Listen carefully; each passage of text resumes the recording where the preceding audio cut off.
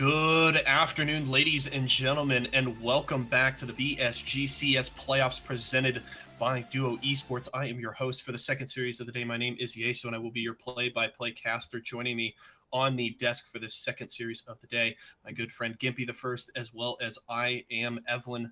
Boys, how are we doing this afternoon? Well, I'm doing pretty good. That's for sure. Just finished a pretty exciting 2 games, and now we're on to semis. So I'm looking forward to that. Figured you would be pretty chipper. Evelyn, how about yourself? I'm doing just all right. I am hella excited for these games because I've got to see these guys play twice already within the same week, and they are back at it again in the playoffs. Should be a great series, folks. We are featuring Naughty Nips versus Aether Esports here, the second and third seeds respectively in the Baron Division, both of them facing off for an opportunity to face Conqueror in the Baron Division Finals. So a lot on the line for both of these teams. We will have a best of three today. So the first to two wins will advance. An interesting matchup here. You mentioned that we've already seen these teams play in the last week, as we did see them play twice during week 10, once in a normally scheduled match, as well as a tiebreaker. But some interesting dynamics about those. Both games had, each team taking turns having players in off roles, having subs in. So it was kind of hard to judge these two teams against each other. What are your thoughts on kind of the strengths of these two rosters going in? We'll start with you, Gimpy. Well, I mean, even just looking at their last few games that they played against each other, both games were AE win. Wait, I could be wrong. How am I wrong about this? I looked this up, actually, but the tiebreaker AE lost? Yeah. Yes. The tiebreaker, sorry, AE lost. I think maybe that was a bit of a sort of interesting thing. They had basically AER to play jungle, so I'm not sure if it's a good representation, but Akarsian, and also Akarsian was on his Azir, so, that's a bit of a scary thing. But they were 1-1 in the last two games that they played. But when AE was playing on their normal roles, and they had, for the most part, everyone that they normally have, it looked pretty scary for Naughty Nips. I mean, the problem there is that Naughty Nips was also in off roles in that game. So I think both these, it's kind of hard to get a great grasp of what's going to happen, which makes this so exciting because we haven't really been able to see them play to the full extent, I would say, in the last two games that they played against each other. So this should be something new. My thing to look forward to is the top lane. I think Tangelo is probably the weakest link on Naughty Nips. And I'm not sure if Dway is the best. I don't think he's as good as Hero, but I think he's probably a little bit better. So that might be how AE wins the game.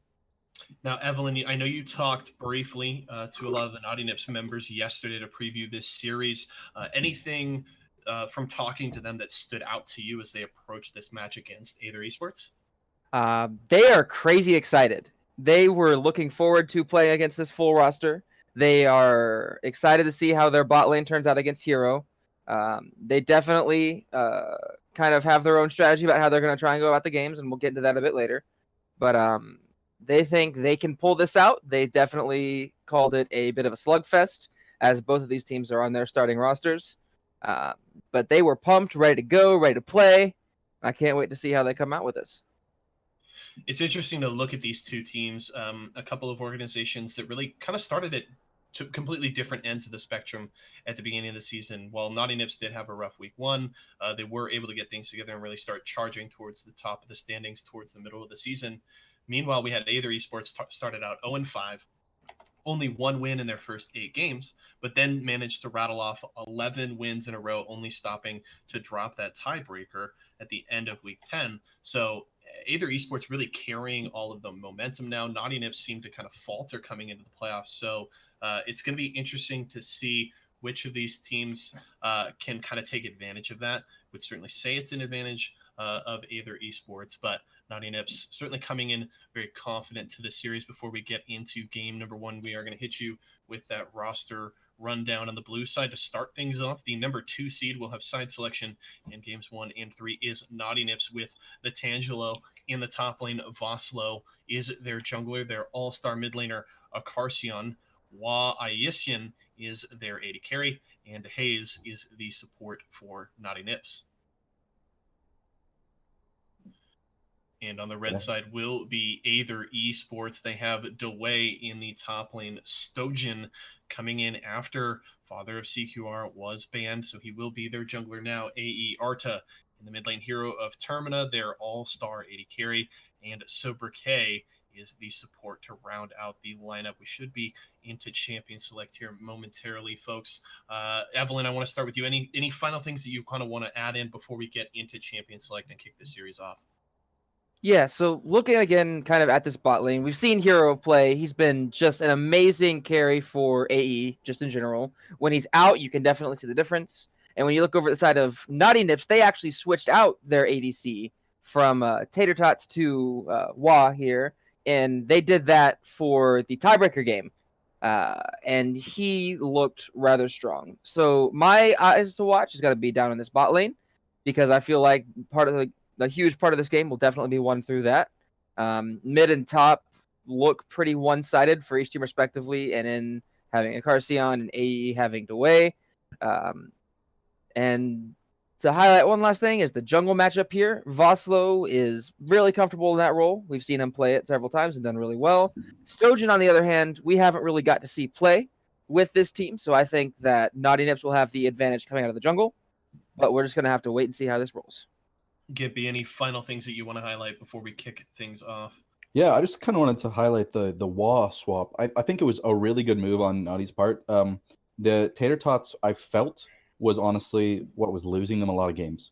Tater Tots just didn't really do anything like in the games. It was almost as if they didn't have a fifth player. Swapping Wah in, even if he's not the best, and I think he's pretty good, it just makes them a full team, I feel like, and they need that. So I think maybe a top is where I would look the most. I'd say mid's pretty evenly matched, and then the bot lane's going to be definitely super interesting. Jungle, I think Voslo can definitely outmaneuver Stojan, but Stojan's had some pretty good early games, so I think we'll just see how it goes, and hopefully it's spicy. Should be into champion select momentarily. Just want to remind you folks before we kick things off, playoffs have obviously kicked off. We will follow this series up with one more for you today, as we will feature OC Nation versus ESG. So make sure to stick around for that one after we finish up here with Naughty Nips and Aether Esports. But if you guys want to continue to support us here at Duo Esports, the best way to do that is to follow and subscribe. Those buttons are at the top of your screen. Consider donating to the league and contributing to the prize pool. That link is down in the description of the channel. And make sure to follow us on Twitter at Duo Esports. But as we are into draft for game number 1, we'll get to see what these teams kick things off with in the draft phase. Any expected bans here? Gimpy, anything you would say these teams have to get off the board to kick things off? Yeah, I mean, looking at their last 2 games, they had a lot of they had Aatrox banned on AE side, which I think is a decent ban. Tangela's played a lot, and it's not been nerfed yet, so I think it's looking pretty good. Or I could be wrong. Did it get nerfed last patch? The Aatrox? Yeah, I don't think it's been nerfed yet. I think it's on the PBE though. No, I believe it has been nerfed. Okay. Well, I think it's still a decent pick, and Tangela knows how to play it, and honestly, in this kind of league, people just get abused. So it's not a terrible ban. I see Tangela playing Renekton, so maybe that could get banned too. Looks like they're going to lose that first ban, though. That might actually be pretty important. Yeah, I was going to say Trundle. Thanks to Wah coming in, they do lose that first ban every game, Naughty Nips. Yeah. So. I was going to say the Trundle ban, I would say, is pretty important. Trundle's really strong right now, and in BSG, people just don't know how to play against it. And Voslo's shown that he can play it really well, so... Taking the rise away there from Arta, starting to attack that mid lane champion pool. We've seen Voss in quite a few picks, and one that he's actually shown up fairly well on is the Kayn. Do you expect that to get banned here, Evelyn, or do you think AE might be willing to let that one through? I think they'll be willing to let that one through. Kayn isn't necessarily the strongest pick of all time. Sure, Voss might be able to play it, but I don't think it will get pulled out. I think they're going to look for something a bit more reliable in the early game. Kayn having rather consistent ganks, but not always turning out in his favor until he gets the form change. Mm-hmm. Well, Carcion's is your taken away there. Either not willing, at least at this point in the series, to let him on such a comfort pick, and Nips will ban the Draven away from Hero of Termina, trying to kind of lessen his ability to carry Aether Esports. The perception outside of both of these teams, interestingly enough, is that they're both really kind of one carry teams. It's the Carcion show on Naughty Nips and the Hero show on Aether Esports. And I would think both teams would partially disagree with that. I know Aether Esports definitely does. They feel like Hero just draws a lot of attention and allows the rest of the team to do a lot more. But still, two very strong carries, two all-star selections for the Baron division. So regardless if it's a one-man show, they definitely do show up strong when their teams play. And the Nami first pick here for Naughty Nips, looking to get Hayes, something he feels comfortable on in the bot lane right off the bat. I feel like that's part of... Go ahead. Sorry, I think A is probably going to try and pick up Kaisa here. I know both Wa and Hero like to play it. Or they might go for the Jhin. Interesting. I think the Nami Jhin would be a really good pick, but if Kaisa's left open, I think Wa's probably going to go for it. And that is a pick that is highly contested by Naughty Nips. I know Wa plays it a decent bit, and it is a huge favorite on their side. The utility of Jhin coming into the mid and late game is huge. His ability to set up ganks is really good. He is really strong right now in the current meta. I would even say maybe he's the best ADC right now. Could definitely if you be. play him right. Yeah. With This is a BSG, Jinzhao. With a Jinzhao locked in for Stojan. Yeah, that's definitely a comfort pick for him, and he, like I said, he has some good early games sometimes. So Xin Zhao's really good for that. Now the Zac pick is something you don't see a lot. And honestly, Vosloo maybe counterpicking himself a little bit, at least in the early game. Xin Zhao's such a strong duelist, and Zac's early game is really rough. If he gets invaded, he can't do a whole lot of it, of work by himself. So Voss may have a really rough time here in the early part of this game. The Ashe pick's kind of interesting. We were saying Kaisa, but he ended up with the Ashe. I don't know. I haven't really been paying a lot of attention, but I've seen the Ashe a couple times in the LCS recently. So I guess maybe it's not as bad of a pick as I thought it was at one point, but I don't know. Like, I feel like into a Jhin, something you want to maybe survive lane better with, and I guess Ashe fits that, but I don't know. She has begun to creep back into the meta just a little bit, especially outside of North America. I think it's seen a lot more play in the LPL and the LCK. You talk about the utility that the Jhin brings. Ashe does bring some of that as well through the Enchanted Crystal Arrow, can set up some plays for his team. So we'll have to see how well Wall can play around that ultimate. But the Braum is the last selection, so we do see the completed bottom lanes for both teams as well as the junglers. So bans will likely be focused around the solo lanes here, as we do see the Syndra immediately banned by Aether. I do expect the last ban coming out of A to be towards the top lane, most likely that Renekton of Tangelo. It is a preferred pick of his. He's very strong on it and definitely enjoys playing it into just about anything. Yeah, for sure. That's what I was going to say too. I think the Kled's a good ban. A lot of teams in BSG just need that like engage, and Kled can be a really good tool to sort of just be like, okay, we're ahead. Let's run them down. Yeah, let's just all roll our face on our keyboard and run right at their team. Yep. And I think Kled's pretty good if you know how to play him, especially his survivability in lane can be kind of crappy sometimes, but if you know how to play him and you just chill and wait out the lane, then he can be really useful. And then you create an ARAM down mid lane. Yeah, so they didn't ban the Renekton there. Now, I know oh geez, AE has first pick here, right? So maybe they were going to pick it up, but an Ornn ban. I have yet to see an Ornn played by Dewey, I think. I could be wrong. It's actually kind of surprising, I would say, how few people play Ornn in our league. It's not something I see a lot, and it surprises me just because maybe people are like, oh, I need to carry kind of thing, but Ornn has so much potential, especially in competitive play. So, I don't know. I think it's a good ban, but I'm not sure people are going to play it. Yeah, Ornn is definitely a really strong pick. I'm kind of glad they banned it there because that's a really safe top laner to play on. The only player I've seen play it was Fergal Venom off of Dota's Demons, and he was able to utilize that ulti to clear fights for his team. Orianna locked in for Arda. Rather safe pick in the mid lane. Yeah. Going in blind, looking to counterpick for Dewey in the top lane. It looks like they were just waiting at their Renekton pick, trying to figure out exactly what they want for our Carcion. But, I mean, right now they've got a lot of engage and a lot of peel kind of thing. So, I mean, if they can get like a good, I would say, another high damage dealer mid, it would be probably pretty good for their team. And to top it off, too, they're giving a Carcion the pick of the litter for this matchup into an Orianna and opting to take in the top lane matchup of choice. And they lock in an Anivia. I don't know. Okay. I mean, I see the looks of a pick comp. Yeah. I mean, the thing is, the synergy there is good with the Zac and the Nami because you have a lot of zone control. So you can use that well, but I don't know. It does seem a little weird with the Ashe and the rest of the. I don't know. Ooh, The Is Urgot that- hover and locked in. this should be a Yes! spicy top lane. That is for sure. I think this is what they were looking for. I know I've seen Dway play Urgot, and I could be wrong, but I believe Urgot's a counter to Renekton. So that could be exactly what Dway was looking for. That might be why they didn't ban it. They said, hey, I think I can beat Tangelo's Renekton, and we'll see if it happens. And that takes a lot of confidence too. Knowing Tangelo as an ex-player on one of his previous teams, his Renekton is very clean. If he gets set up properly in the early game and gets ahead, he can come out with a double kill when he gets ganked if he plays it right. And Yep. once he gets going, he is hard to stop. I mean, But as on the someone flip who's side- yeah, ahead. as someone who's played against the Renekton multiple times, I would say like I have to be there to shut him down. Like as the jungler, like I have to put attention top lane, and he just drags that attention top lane on the Renekton, and either you don't, and he gets a huge lead, and then can just split push to infinity, or you might even still die even if you get like try and stop him, right? So it's pretty scary.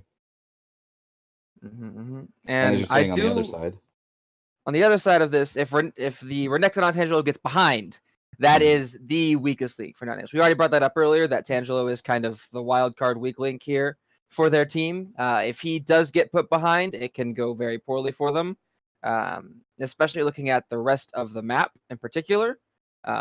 You've got an Ashe down in the bot lane up against the Jhin for Hero. If they come out even in that lane and Tangelo's behind, that looks pretty difficult. He's got to put a lot of weight onto a Carcion in the mid lane with that Anivia to create picks, get ahead early, play it safe. And between the Zac jungle as well, they don't have a whole lot of early pressure. They have a bit of safety once Ashe levels up the hot shot. She can use that to try and get a little bit of vision down for her team. But until that point, it's going to be a rough start.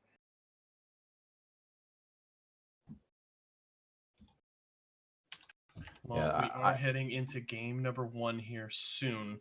Obviously, we've been able to see the draft, but one thing I did want to do a little bit earlier is I did want to ask you guys' opinion on this series based on what we've kind of looked at in our prep and to kick things off for the day.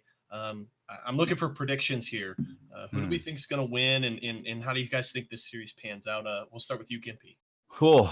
This is definitely a tough one. These teams are incredibly close. From what I've seen of Stojan, I don't think he was as good a jungler as Father of Conqueror, and I dread to say that, but I'll say it. Knock on wood now. Yeah. I mean, the thing is, I think Stojan either pops off or he's kind of useless. And so with Voslo on the Zac, I think he's just gonna free run of that early game and maybe be able to get his team ahead. And with the Jhin bot lane with the Braum, I mean, it's kind of like the Braum counters the Nami pretty hard, and the Jhin can sort of just get some damage early game. And I think if they catch out the Ashe, the Nami in the early game, they're dead, right? So I think it depends on how the early game goes, but I think AE are probably most likely to win. Just looking at the comps and looking at how people play, I think they're most likely to win. Evelyn, how about yourself? Sure. I'm calling this series a 2-1. I'm going to go ahead and throw that out there now. I think it's going to be a pretty strong slugfest, no matter what the comps are in any of the games. I am going to go ahead and go with my heart and call it Naughty Nips because I absolutely want them to win. Unbiased casting, of course. Oh, yeah, of course.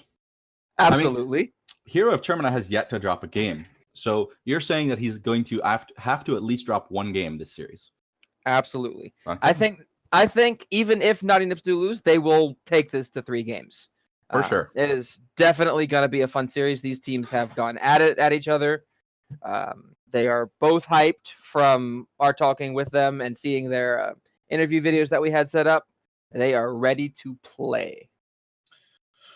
All right, folks. Well, we are loading in to kick off this best of 3 between Naughty Nips and Aether Esports. Do want to do a shout out to our good friend iPlay Support for his $5 donation.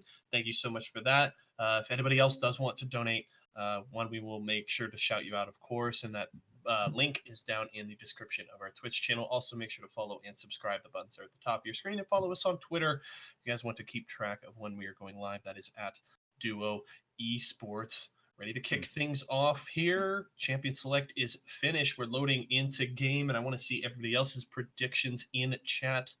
Give me the AE wins or NN wins. I want to see what everybody thinks as we look to start off our second series. Like we mentioned earlier, these teams vying for a spot in the Baron Division Finals to face off against Conqueror. Going to be a hell of a series there, regardless of who goes, but we got to get this one done first. Do you guys see anything that's a little odd maybe about the summoners or runes or anything? I think it looks normal to me, but maybe you guys have a different opinion.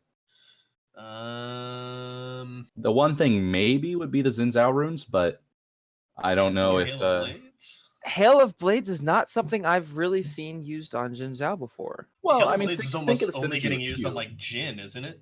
Yeah, but think of I have seen it used before. I do think that Phase Rush is still better, but I mean the synergy with the Q on him, right, is really good, but definitely I don't know. Hail of Blades I think Phase Rush is better, especially for early game. It just seems like he Stojin's known for playing some spicy things and using some spicy runes. So maybe he wanted to keep up the meme. I don't know. Definitely everything else forging looks his own path here a little bit. Yeah, everything else looks pretty normal. The secondary pick on Anivia, I'm a little I got kicked from the game, unfortunately. That's a big feels bad. I will reconnect. I'm glad they're slowly working on the fix for this stream. They've made it so you can reconnect, which is nice, and you don't have to try and spectate, but we're getting there. Eventually. Riot slowly fixing their stuff. 3 hours dead.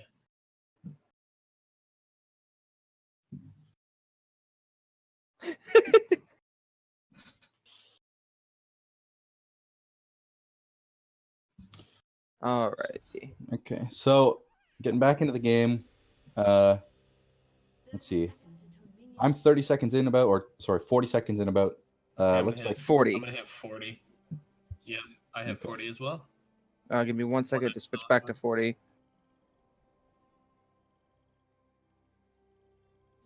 All right, I am also at 40. Yep, I am.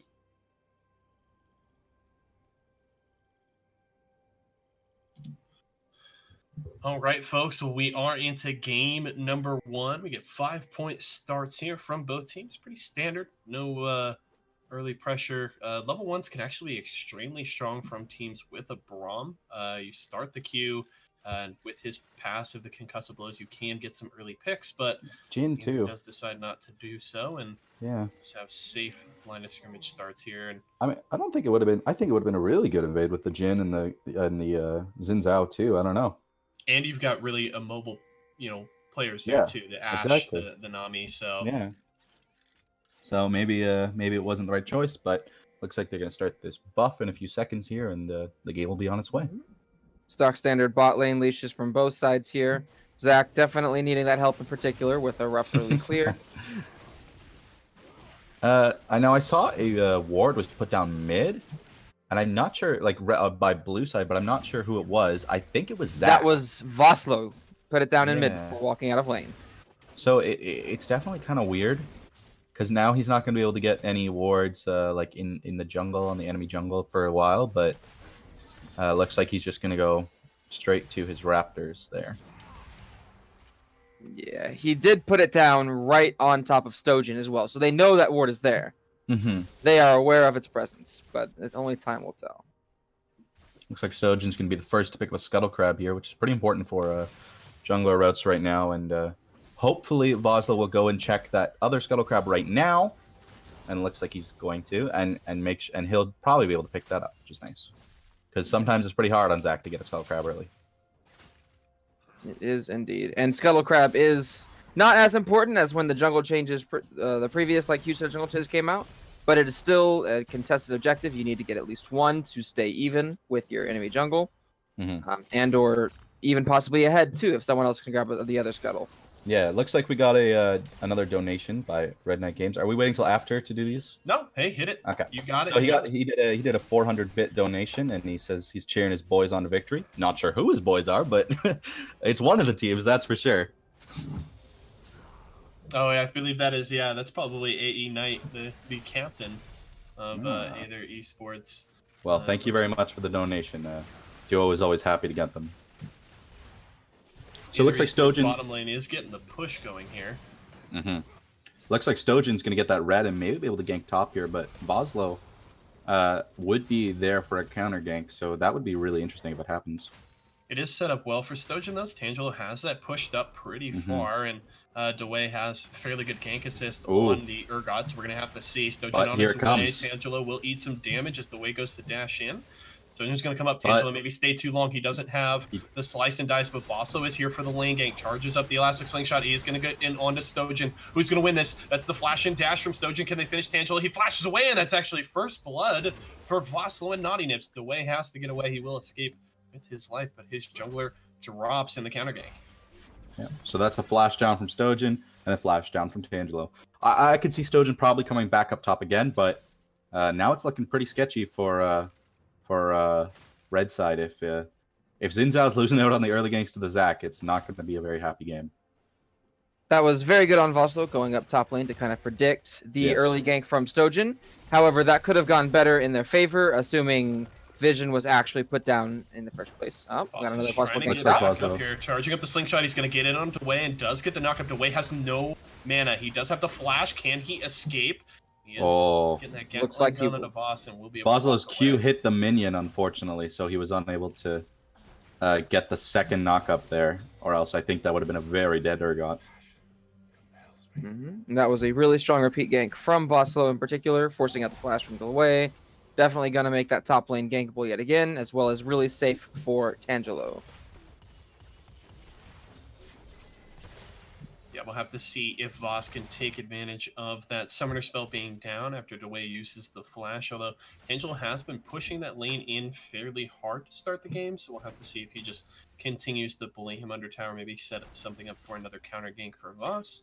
Yeah, this is very common of Tangelo. He will just push you under lane all game, and that's kind of what makes him, what in my opinion, a kind of bad top laner. Because especially if he's on Renekton, it's just free ganks a lot of the time. But if Voslo's there to get the counter gank off, well, then it's just going to be beautiful. And taking a quick glance over at mid lane, Akarsion is actually really low in this lane. He's out of mana. And Arda hits 6 first. Now, Carcians does still have eggs, so he's not in a huge amount of danger. But he definitely has to be careful. He really wants to back soon and get that tier going, I think. Yeah, Arda has actually been able to do a good job of bullying him in this lane. Has already built about an 11 CS lead, as well as burning through Akarsion's health and mana here to start off. So 6 minutes in, Akarsion struggling a little bit. Has been able to hit level 6, though. With low mana, he definitely is going to want to get it back as soon as possible. But he's going to need someone to come and help him out. So Hero, it looks like, is off on to a great start with pretty much perfect CSing so far. And obviously he's I think in the stronger lane, so it's definitely not going to be hard for him to CS, but he's got about a 10 CS lead in 6 minutes, so they're on their way. We've got an early Drake start here from AE. They did see Voslo up in their own topside jungle, so they know they have plenty of time to get this done. That is going to feel a little bad there for Naughty Nips. That early pre-10-minute Ocean Drake is so strong, and you already mentioned Hero with a solid lead in the bot side. It's just going to make it that much more difficult to push him out of lane and buy Wah and Haze anytime in this lane. So, I mean, I think the lane where it's going to affect the most will probably either mid or top, just because I think both of them are going to be playing mostly mid is going to be playing like a war of attrition. And now with some extra passive healing on Orianna, the poke from Anivia will not be as good. As well as a blue buff being handed over to that Anivia from the Xin Zhao. The Orianna, you mean? Ooh, Dewey going in on the Tangelo, burning him down to about a half health there. So a solid trade for the AE top laner. Tangelo actually down in CS despite the early kill topside. Through that counter gank, Dewey has actually been able to exceed in the CS department so far.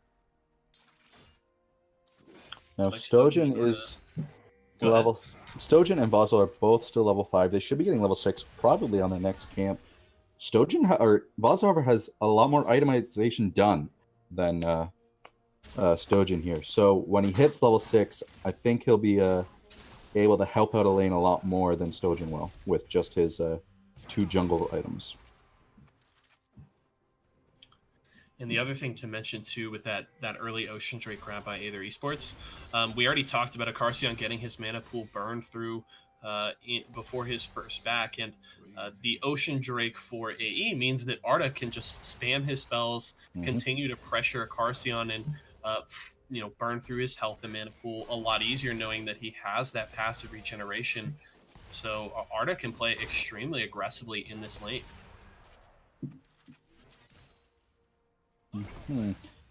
Looks like Hero hit level 6 at the same time as the enemy bot lane, but the Braum has yet to hit 6. So, I mean, now might not be a terrible time for Wah and Hayes to try something, but I really don't think it would be successful even if they did. And now he's level 6. So this bot lane is definitely set up for quite the explosion at any given point. We're gonna have to keep our eyes on that with all of them having their ultis up. Looks like Stojan hit level 6 there too around the same time, and so did Voslo. So everybody's got their ultimates, and we should be seeing maybe some start popping off. Both junglers near the mid lanes right now. We'll have to see if they want to make anything happen. Stojan may spot out a Acarcion here, but he actually is spotted placing down a control ward in the Pixel Brush as he moves down to take the Scuttle Crab. It will be cleared out there by Voss as the bottom lanes start to move their way up the river to try and assist.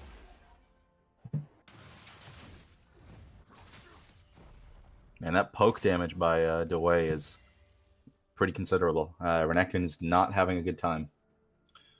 Vossel has gotten down to the Tri-Brush here and is out of vision, so he can possibly set up a gank, waiting over the wall for the Elastic Slingshot, and Stojan was in position for a counter gank, but has actually backed away to take his wolves. So Hero and Soberk could be in trouble here if they step up too far. Arda and Acarcion training as well in the mid lane. There's going to be the wave coming out from Hayes. There's the ultimate from Soberk, but he is going to get pulled back by the Let's Bounce. Flashes away, but he is still caught by the Stretching Strikes, followed up by the Enchanted Crystal Arrow. Heal comes out from Hero. Can he get away? It won't be enough as Hayes picks up the kill on Soberk. Arta, again, trading with Acarcion in mid. No kills coming out there, but a good play bot side from Naughty Nips to grab a kill on the AE support. Yeah, and that's both flashes down for both bot lanes, just for the flash of Voslo. So this will definitely be... Oh, it looks like Stojan's actually going to come up behind them here, but I don't really think they can do anything 2v3. Oh, Tangela could be in big trouble. Actually gets ulted there by Dewey, but gets the ultimate out from himself just soon enough to get that health pool up, not get executed. So just able to survive the aggression there from Dewey in the 1v1. Yeah, it honestly just looks like Voslo right now is just out jungling Stojan. And it's definitely affecting the scoreboard. I mean, everywhere Voslo goes, he gets a kill at least. So sadly, Nami got the kill, but still pretty good. And this was partially to be expected too. We know Stojan coming in doesn't have a whole bunch of synergy built up with the rest of AE, as he was not the starting jungler in the original lineup that was supposed to be playing today due to an unfortunate ban of a player. Naughty Nips did bring up that as well. Hey, we think we're going to out jungle. Hey, we think we're going to win in this matchup. Only because lack of pressure. And that is showing quite a bit here. It's a wall there by Nivea to get the ward for free. Now, if we're looking at CS, I mean, AE's still got the lead across the board.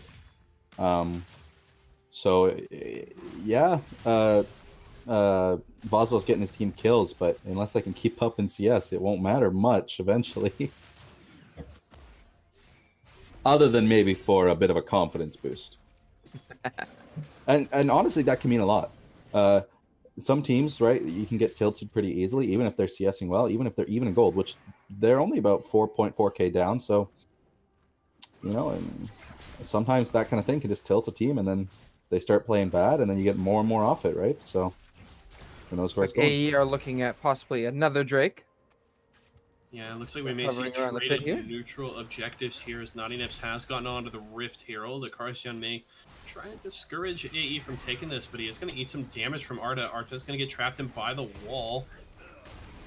Good stun there from Acarcio, but he's actually going to get caught by the Braum ultimate for flash over to his red buff to escape. Naughty Nips will secure, however, this Rift Herald. Most likely they're going in to collapse on Dewey. Oh. That's actually going to be... Yep, that will be Rift Herald for Naughty Nips picked up as they continue to fight. The Urgot Cloud Drake is grabbed by Aether in the meantime, but Dewey not going to be able to get away here. It doesn't look like off the slingshot from Vosso. That's actually the shield. Does he have the ultimate available? He doesn't, and that's going to be the kill for the Tangelo as Dewey gets caught. They are trading neutral objectives and actually looking for first tower in mid. This might be a positive play in the end for Aether. Rift Herald has been dropped topside. They're looking to pressure up there, but still first tower gold. Aether Esports. Looks like they're going to try and go for bot, though, on Naughty Nips' side as well. So they can get 2 towers for the price of 1. Objectives traded all across the board, and Naughty Nips is going to continue to put topside. Arda's on his way up here to try and defend the tower, but they still will get a Rift Herald charge on this tier 2. I'm a little confused about blue side choosing not to finish the tower there. Yeah, they knew that they could be coming bot, but that just means that they get the free tower top. So, I don't know. They should have just either, like, both pushed and seen who shows up where, and then you get, like, the trade. And it's not like Nami and Ashe don't have good, like, not escapes necessarily, but good kiting and can escape fairly easily. I don't know. It seems like a kind of a bad decision by the Naughty Nips bot side there. I'd also want to shout out. I don't know. I don't think anybody saw it, but that guy 01 gave us a 1,000-bit donation. Says hashtag Naughty Nips win. We'll have to see if you are right there with that prediction. Looking solid so far. They definitely got a shot in this first game, but Arda has roamed down to the bot side. Looks like they're possibly looking to pressure and maybe dive the bottom lane here. Oh, Arda does pretty good damage early in the game. Looks like Boslo's here, though, so they got to be careful. They don't see him. So if they dive this, it could be unfortunate. Here comes the slingshot, charged up. He has the let's bounce. Actually, doesn't have that available. It's going to get turned around on him as he still has passive. Here comes the teleport from the top side. Good shockwave there. Will just catch Vossel, and the 4th shot from Hero will finish off the Zac. Can they take out the blobs? Maybe. Yes, he will. That's a kill for Termina as the crystal arrow from Wa will stun away, but nothing else from that. Looks like Aether is going to be able to push for their 2nd tower. Strong rotation here from AE in particular, coming down to the bot side, pushing back against the Naughty Nips bot lane, and winning a kill and a tower. They might be able to get some damage on this top tower, though. Nobody has TP, and there's nobody around, and mid tower looks like it's going down too. So, I mean, Naughty Nips is definitely not being that's not a word. Definitely not being not proactive. They're getting some more damage out, putting some wards on the towers, and looks like Tangel's just going to back off there, but they still got some good damage on it. Missed another wave for the Urgot, so they're catching up in CS, which is nice. And Carcion also doing a good job of shoving in mid, forcing Arda to lose some CS there as well. But that the rotations by the red team are just doing. I'd say they're really good right now. Even without Stojan, he hasn't really been there for either of them. The team is just carrying him on their back right now. He's actually going to go for a Tiamat. That's interesting. I mean, Xin Zhao got nerfed, so I don't know. Maybe Tiamat's something you have to go on him now, but I don't think it is. Also wants to go for the lane gank here. That control ward will ensure that he isn't spotted out, but they may know he's here. There were pings coming out, but SoberK actually stepping up very far. They pinged that brush as if they maybe knew he was there, but SoberK was playing very risky. They're stepping up, but Stojan has moved his way to the bot side now, so they should feel confident enough to challenge Vosslo, and Naughty Nips will back away as Stojan is spotted on the control ward. It's really unfortunate for Naughty Nips. Tangelo, if he does well out of the game, normally can just kind of like split push and no one can answer him. But with an Urgot pick, like he just becomes almost useless. Both of them aren't the best in team fights, but they both have incredible like side lane potential. So it's going to be hard for either one to really get the action going. And taking a quick glance back at the jungle matchup in particular, Stojan has gotten himself a bit ahead in CS. But the solo gold and first blood kind of make up for that for Vosso, as well as those 2 assists. So they are about even. What do you guys think about the Thornmail? Or not the Thornmail, the Bramble Vest on the Zac there? Seems, I would say, mainly pointed at Stojan, trying to reduce any healing from him if he wants to duel the Zac, so it can be good. Yeah. I don't know if it's necessary. Yeah. If you aren't really worried about sustain from the rest of the lineup, so it really just seems like a kind of a dueling buy there. That's what I was thinking too. It does seem a little weird. I don't think Thornmail's a terrible buy, but I don't think you should begin to like the Bramble Vest here. Like, it just feels like you don't need it right now. And he's got tabbies, so he's got armor, and just Spirit Visage has such a good what's the word? Synergy with Zac that I think maybe Spirit Visage would be the better thing to try and start getting now, just for the because they do have the AP damage from Arda, and it's going to hurt a lot. So I don't know. There's a lot of I don't knows today. Pause here. We are getting ready checks actually already from Naughty Nips. Seems like it may have just been a little lag. Aether Esports readies up themselves, so we should be right back out of this pause quickly. Thank goodness. Don't want to say wouldn't be a duo stream without a pause. It would not. I agree. Now, where do you think Naughty Nips is going to try and sort of push this game? I think they have, I don't want to say a better late game, because I mean, I think both ADCs scale really well, both mid laners scale really well. I guess maybe the only difference is the jungler. Xin Zhao doesn't scale great in the late game, whereas Zac has a really good late game, so that would be the big difference, I would say. But it looks like the AE is trying to bait out in it if they can, and it looks like they're going to take the bait. Go in, but he isn't able to get the Smite steal there on the Ocean Drake. All the ults coming in. Ooh, good triple bubble there from Hayes, but Voss is burned down regardless. So Aether not only gets the Ocean, oh, great shockwave there. Actually catches out Juan. Hero able to finish him off with the ultimate. Tangelo has to flash away, trying to avoid the concussive blows there. Will just be able to escape, but the aggression from Arta catches out the Naughty Nips AD carry and grounds a second kill there. So double Ocean secured, as well as 2 kills from Aether Esports. They're looking to push in mid lane. Carcion, excuse me, has solid wave clear, does drop the ultimate to try and discourage this push. How aggressive does Arta want to go? Oh man, that command attack with the dissonance does so much damage. Carcion barely surviving there under tower. Dang, that was really close. He's not going to be able to stay, I would think, to clear the next wave, so they might be able to push it here. But looks like you're just going to use some Nami healing, and everyone's going to hang out mid. And with the double Ocean as well. Yeah, sideline pressure will force AE to back off of this. The way we'll go clean up that wave in topside, and it Looks seems like like bot might go down for free here if Arda doesn't respond in time. Also, Juan Hayes on their way. And Hero's actually nowhere near this, so it will be Arda solo defending. He's got to be careful. He could get caught. Also doesn't activate the slingshot just yet. Arda will go down to the bot side to try and clear out this wave. Crystal Arrow is nearly available for Wa, so Arda's got to respect this. There's the Shockwave trying to come out to just clear the wave. The dissonance isn't enough, though.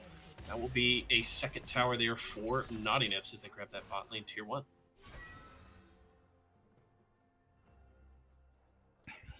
Looks like both teams are just going to back off again and do a little bit of a reset. Now it's 3-3, and Red Side's got a 1.4k gold lead, so I mean, they're even in towers. The only difference really is these Drakes and I guess CS. But do you think that's going to make a big difference in the next team fight? Or do you think it's more so going to be about skill and positioning?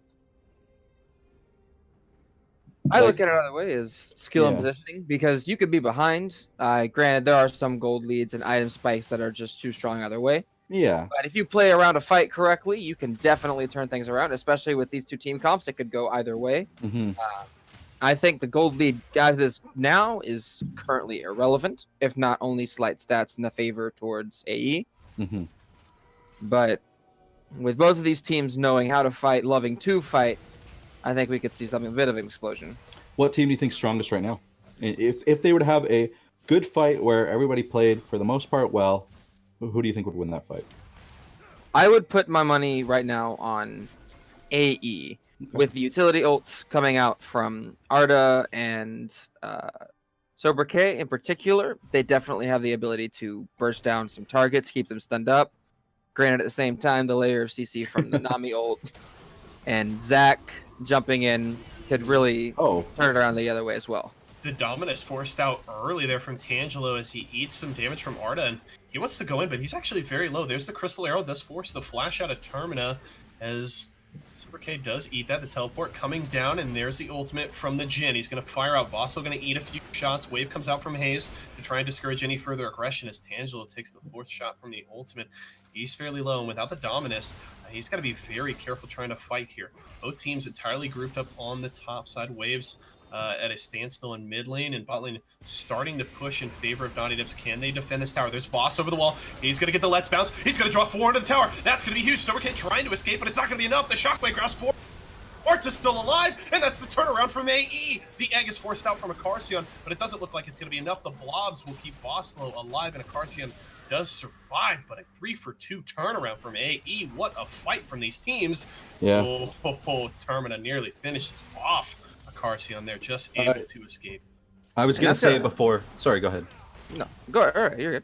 All right, I was going to say right before the fight started, I could see Vossel trying to go in on this, but unless he gets both the carries, I don't think that that's going to be a good fight for them. And he didn't get Hero of Termina, and so Jhin was just able to get tons of damage. They still got the really good Orianna Shockwave, and they just, like, he pulled in some tanks into the tower, and they didn't die fast enough. The Orianna Shockwave following after that Braum ultimate in particular really kind of set up that fight for AE. The Braum ulti still coming out despite the knock-up from Voslow's Zac ulti, as well as his jumping in. Really kind of saved them there.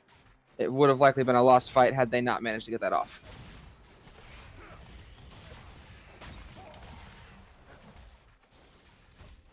Now we finally see Aether Esports starting to put a little bit of a divide between these teams in the form of gold. Now sitting at about 3,000 ahead at about 25 minutes.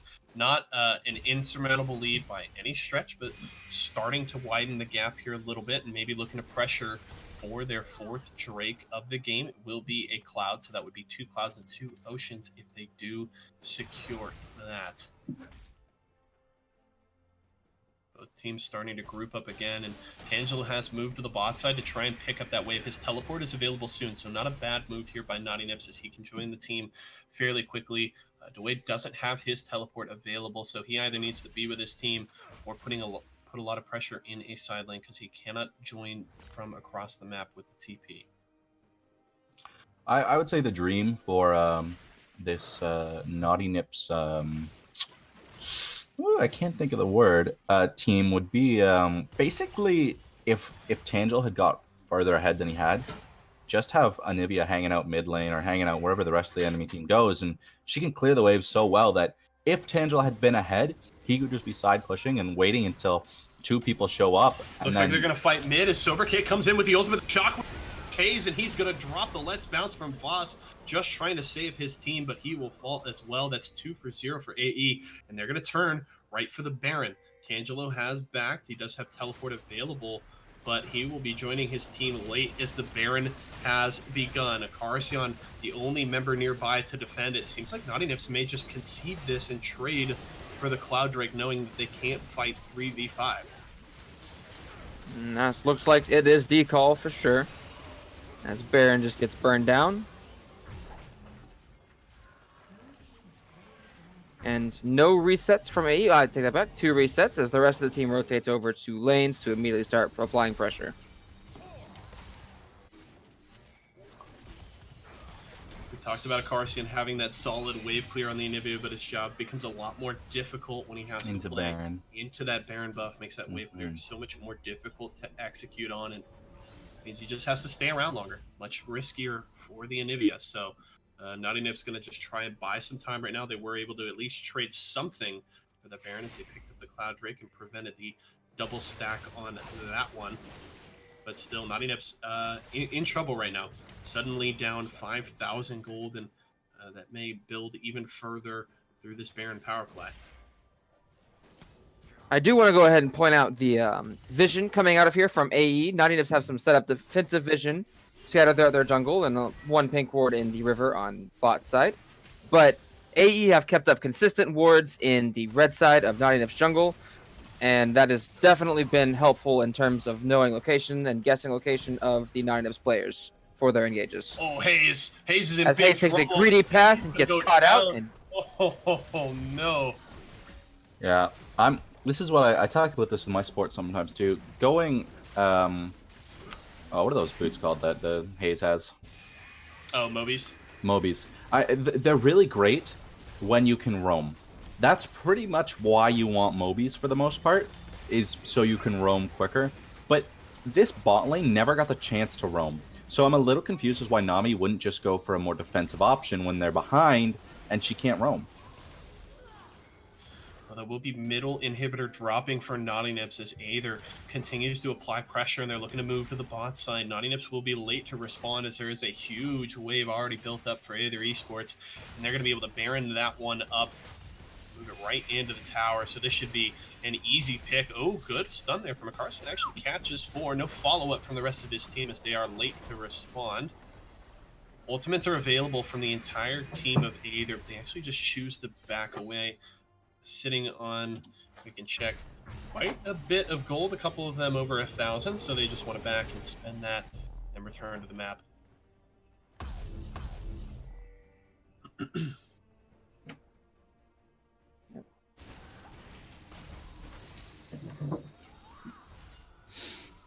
I'm a little worried about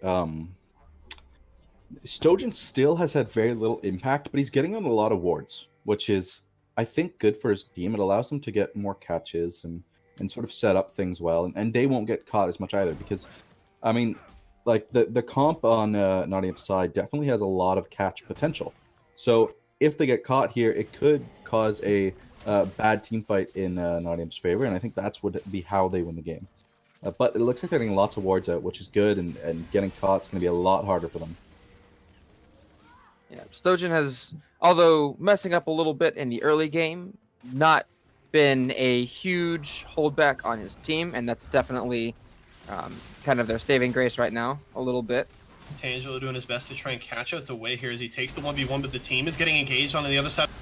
He drops the Stojan. Basso trying to get under the backline. He's going to get the Let's Bounce and pulls in Hero. That could actually be really bad as Akarsian's trying to get the flank out. He drops the ultimate onto the Jin. Stojan burning down, but the GA will keep him alive at least a little bit longer as he will respawn. But the shutdown there coming through as Akarsian lands the stun onto Hero. Stojan trying to get in, get as much as he can. He's burning down, and that will be it. Another shutdown for Akarsian as the Xin Zhao drops. Sobercase soon follows, and that's a 4-for-2 trade for Naughty Nips. What a great fight to stall out that Baron buff. I mean, without Orianna, I don't think they should be taking fights like that. And Orianna went to try and go help Dewey, and Dewey still died, and Renekton got away. So that was definitely a strong call from Naughty Nips. Yeah, for sure. It was kind of interesting the way the Anivia tried to sort of flank. Not really something you expect from an Anivia, but it worked out well, mostly because it was 4v3, and they decided to dive a tower. And that will consistently be Naughty Nips' way back into this game for at least another 2 or 3 team fights. They need to split the team, split the attention, and try and win that way. They definitely have the potential to do that if they have a numbers advantage, and it just showed. I mean, I was talking earlier about Tangelo being able to split, and I think now that proves that he probably can against the Urgot. He just has to be very careful of the possible collapse. Of course, of course. But that's kind of what, like I said, kind of what Naughty Nips wants is for Renekton to be able to split push, because the way TPing in aggressively and actually cancels it there. That is definitely a point of pressure down for AE. Yeah, so if Anivia can keep up the wave clear, the team can basically just let Tangelo take them to victory, because I don't think even like at any point in the game Urgot now outscales Tangelo. Maybe it's just the build path, but maybe I could be wrong. But if and obviously I don't think Xin Zhao or anyone else would be able to 1v1 Tangelo. The only one who maybe could was Urgot, but I don't know if he can anymore after seeing that last fight.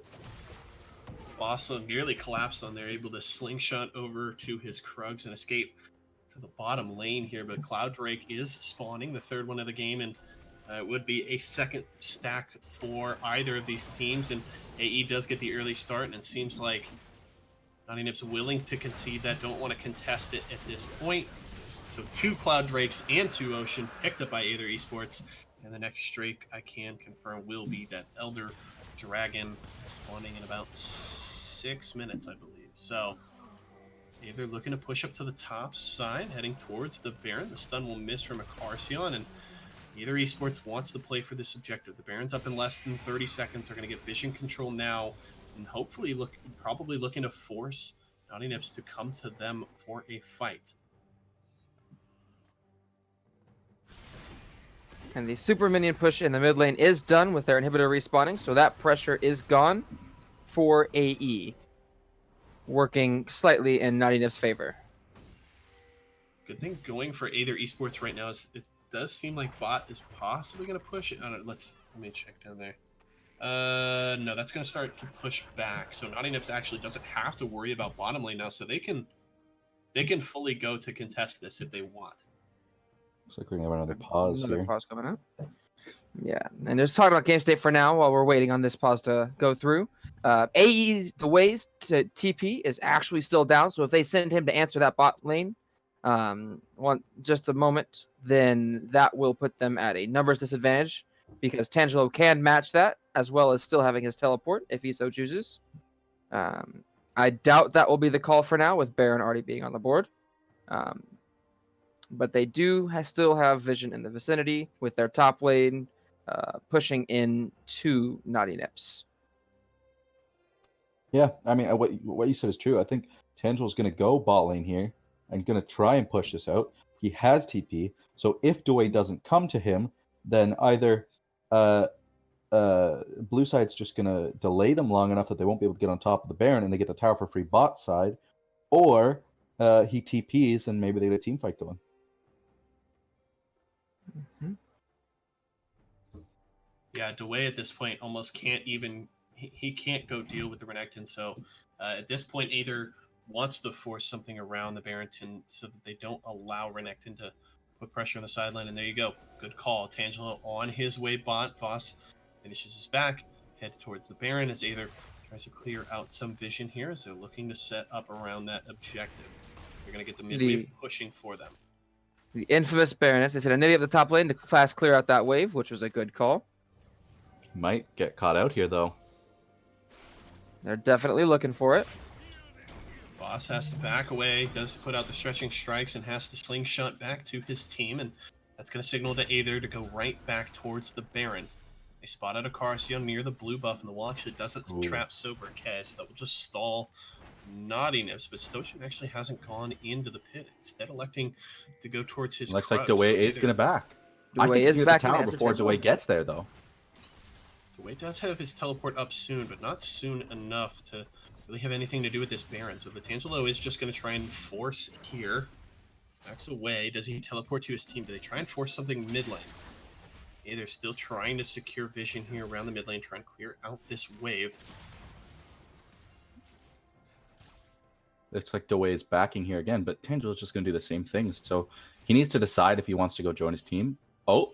Dway canceling his back here, with his TP getting closer and closer to being and up. It looks like his team is trying to maybe catch him out here.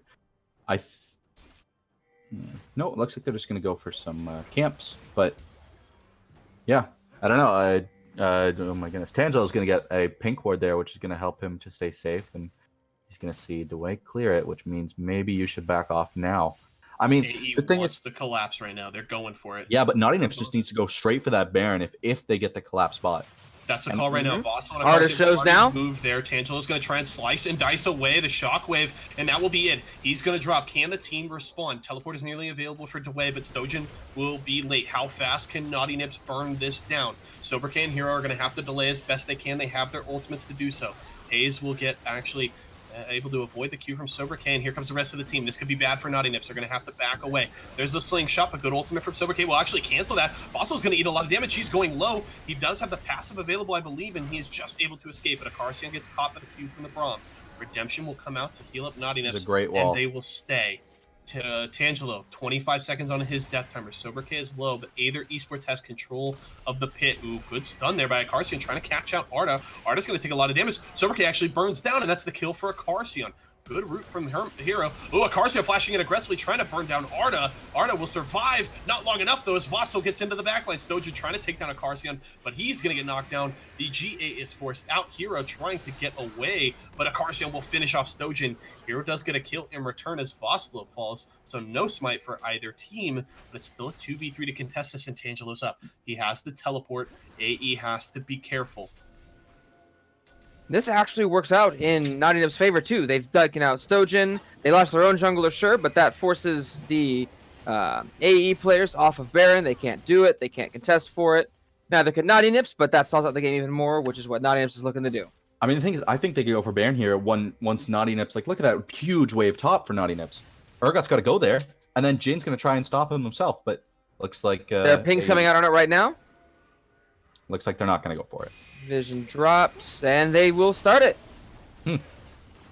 Aether has to guess right now. They do not have vision of this. And Jin did just back. Soberk does throw the ward over the wall, so they know Naughty Nips has started it. Soberk's going to get trapped in by the wall. Baron is at about 4,000 health. The way is here, but Stojan is very far away. Oh. The ultimate available for Braum is they can try and re-engage. He flashes. They definitely should have There's fight. the ultimate. The Glacial Fissure coming up, but the way is burning down. He flashes over the inhibitor wall. Oh, this could actually be really bad. That's the ult, and Tangelo's going to fall. AE's going to try and turn this around. Here comes the ult from Hero. Wa actually flashes away to try and escape, but Arda's trying to chase him down. That's the flash. That's a shockwave. It catches in the distance, finishes it off. Arda with the kill on the Ashe. AE wants this Baron, and they're going to fight Naughty Nips tooth and nail to get it. Carcion going to try and contest, but it might not be enough. Baron at 9,000 health. 3 members of Naughty Nips here to contest. Taze on the Nami. Carcion on the Anivia, as well as Voss, Lowe's, Zac. Soberk trying to zone as best he can. Does get the stun onto a Carcion. Baron's burning down. That's going to be it. Secured by Stojan. Baron buff to Aether Esports. That was a very long Baron fight.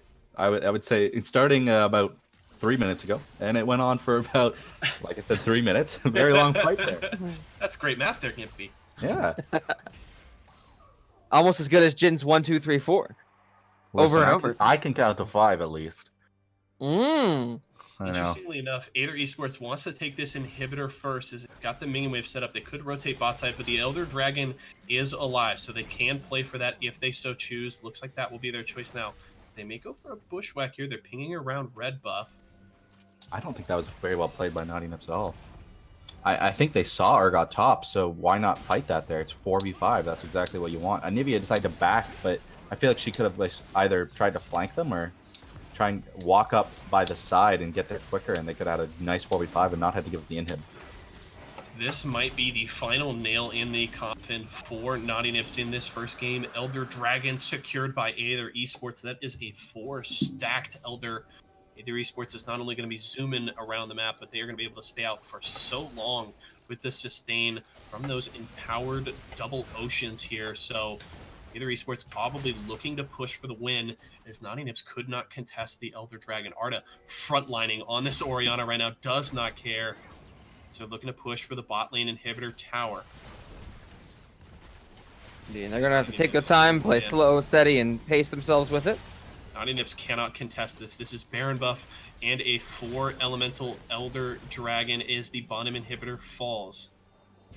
Yeah, they're going to play the safe game here, though. They're going to back away and possibly rotate mid to get those super minions pushing into the bases. Naughty Nips just has to play cleanup duty now and clear out these waves.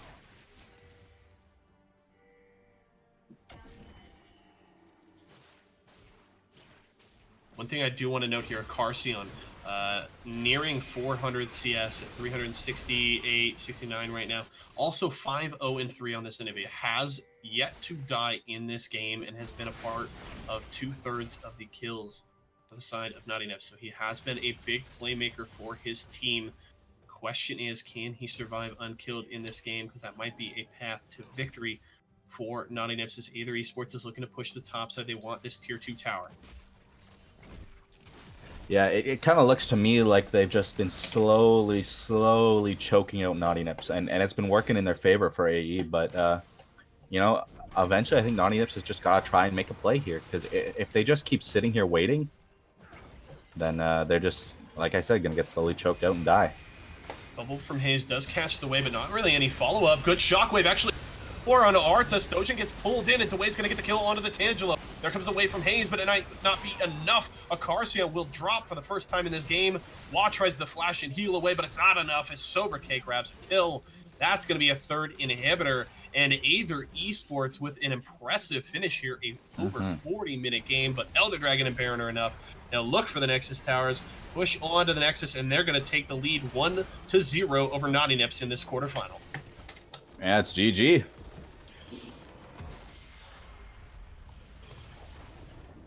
Well, that was definitely a slugfest, as was predicted, and I definitely enjoyed the game. That's for sure. That was definitely fun to watch. It was quite literally a back and forth here and there, especially with some Baron dances. Yeah, the Baron fight lasted a long time, and honestly, I think getting the Baron there was mostly how they decided the game. AE had the lead, and it was kind of hard to team fight them with the good Ori ults that they were getting, but I think that and the Elder Drake, as you said, was the nail in the coffin. Impressive finish there from Aether Esports, as you mentioned, doing a great job of just choking the life slowly out of Naughty Nips. Interestingly enough, a 41-minute game where we only saw 31 kills. So surprisingly, actually a very low kill game. These teams playing fairly solid macro, picking their fights and being very selective with that. So an interesting finish to that one, but Aether Esports does take the lead there. We can take a peek here at the stats, just peek at those damage graphs right away. And no surprise here, Arta actually leading the field at just over 30,000 damage in that game.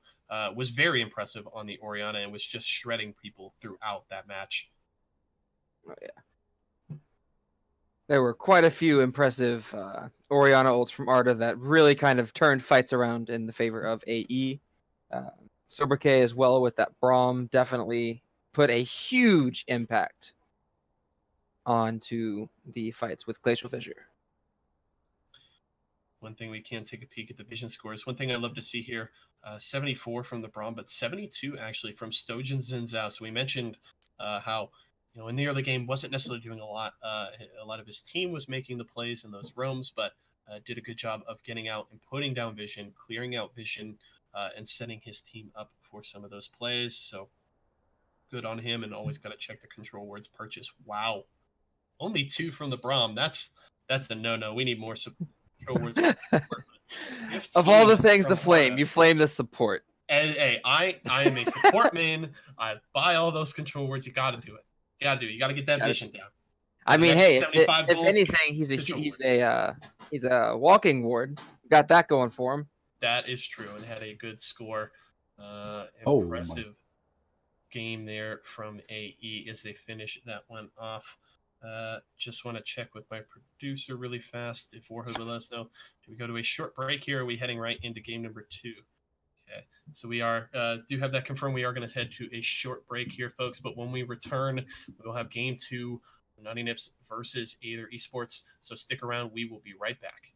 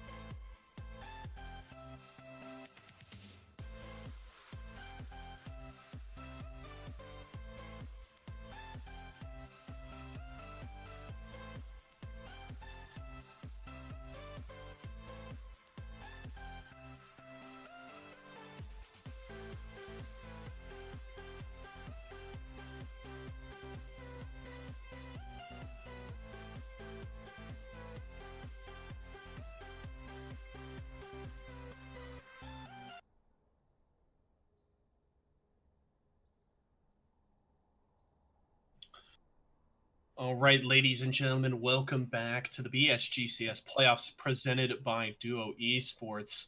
A victory for Aether Esports in the first game of this quarterfinal series has them leading 1-0 over Naughty Nips. As we look ahead towards game number 2, we will see the teams swap sides.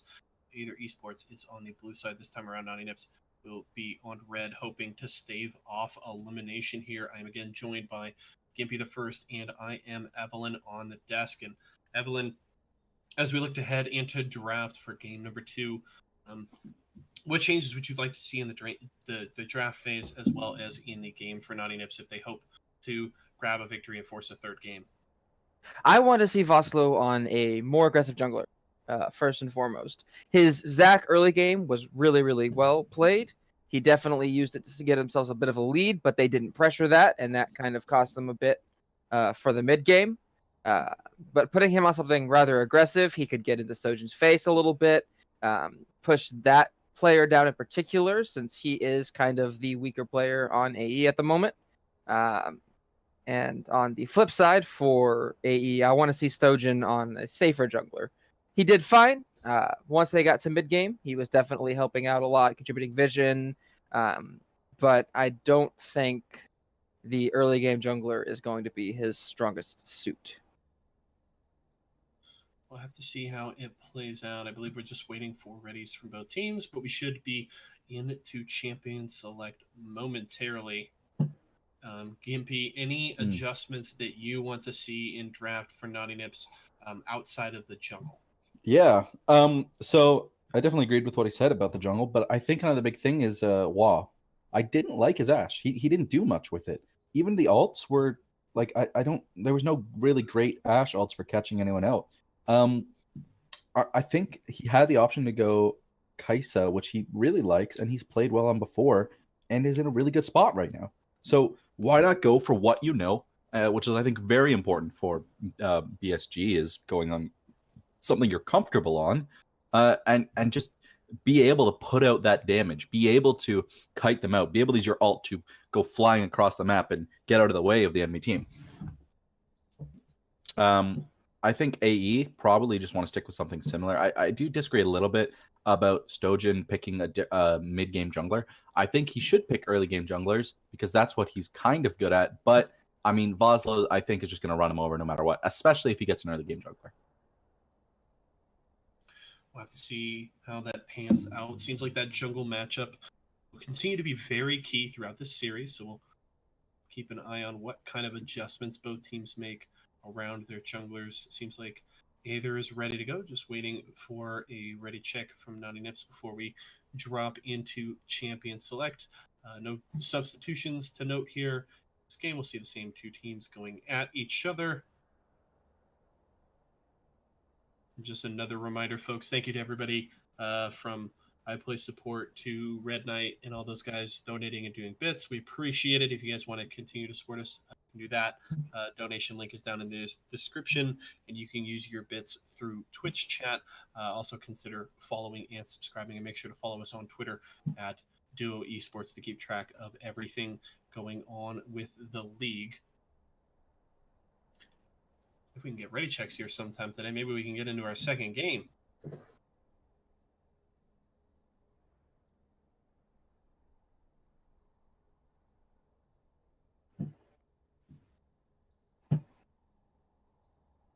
Warhead, can you just cue up the Jeopardy theme, please, while we wait? Yeah, I think, like I said, the Kaisa is going to be an important pick for this draft, and I'm looking forward to seeing what changes Naughty Nips makes, because AE maybe doesn't feel like they need to make any changes. They did well, and maybe that Jhin might need to be banned away instead of the Draven, but I don't know.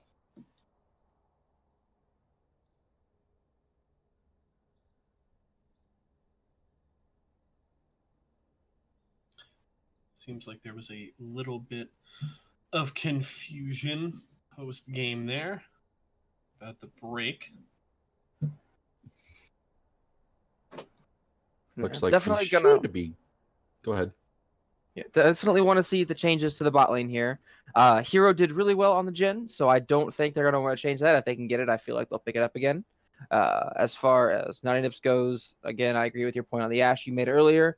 that definitely should be a change. If they can prioritize the Jhin for themselves too, I know Wa does play it, and that would probably work out a bit better for them, especially utility-wise. But seeing him on one of his comfort picks, you brought up the Kaisa, that gives them really good team fight potential, and as well as some early game pressure that could be useful for their team.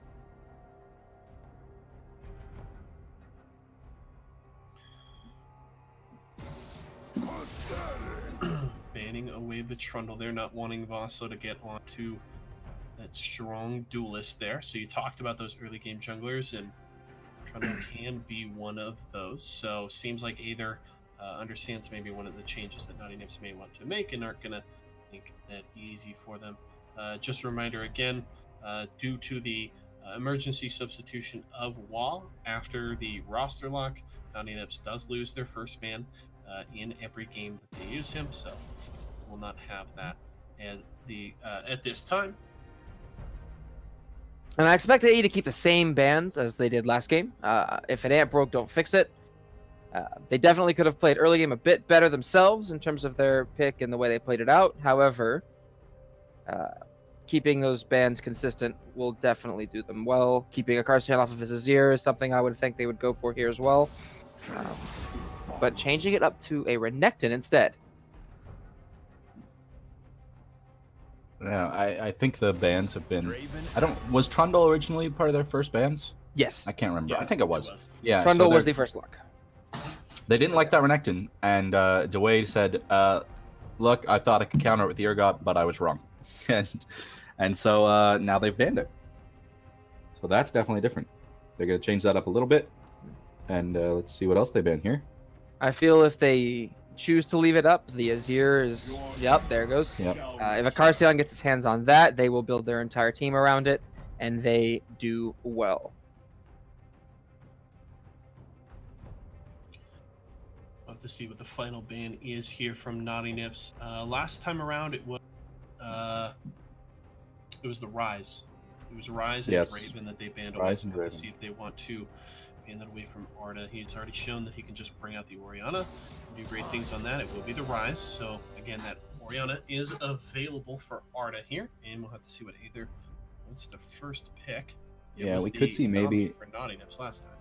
Yeah, we could see maybe a Orianna ban in the second round, because I think it's pretty uncommon to pick mid laners in the first round, but who knows? Let's see what Dwayne picks up here, and it's gonna be Nami. Interesting. That's the first pick Nami in a row, because in the second Conqueror Havoc game, Nami was also the first pick there. Nami is definitely a highly prized support in current meta. Her sustain in lane is really helpful. Her ult becomes strong utility for gank assist, as well as mid to late game team fights. Just all around a really good champion, and really strong in the current meta.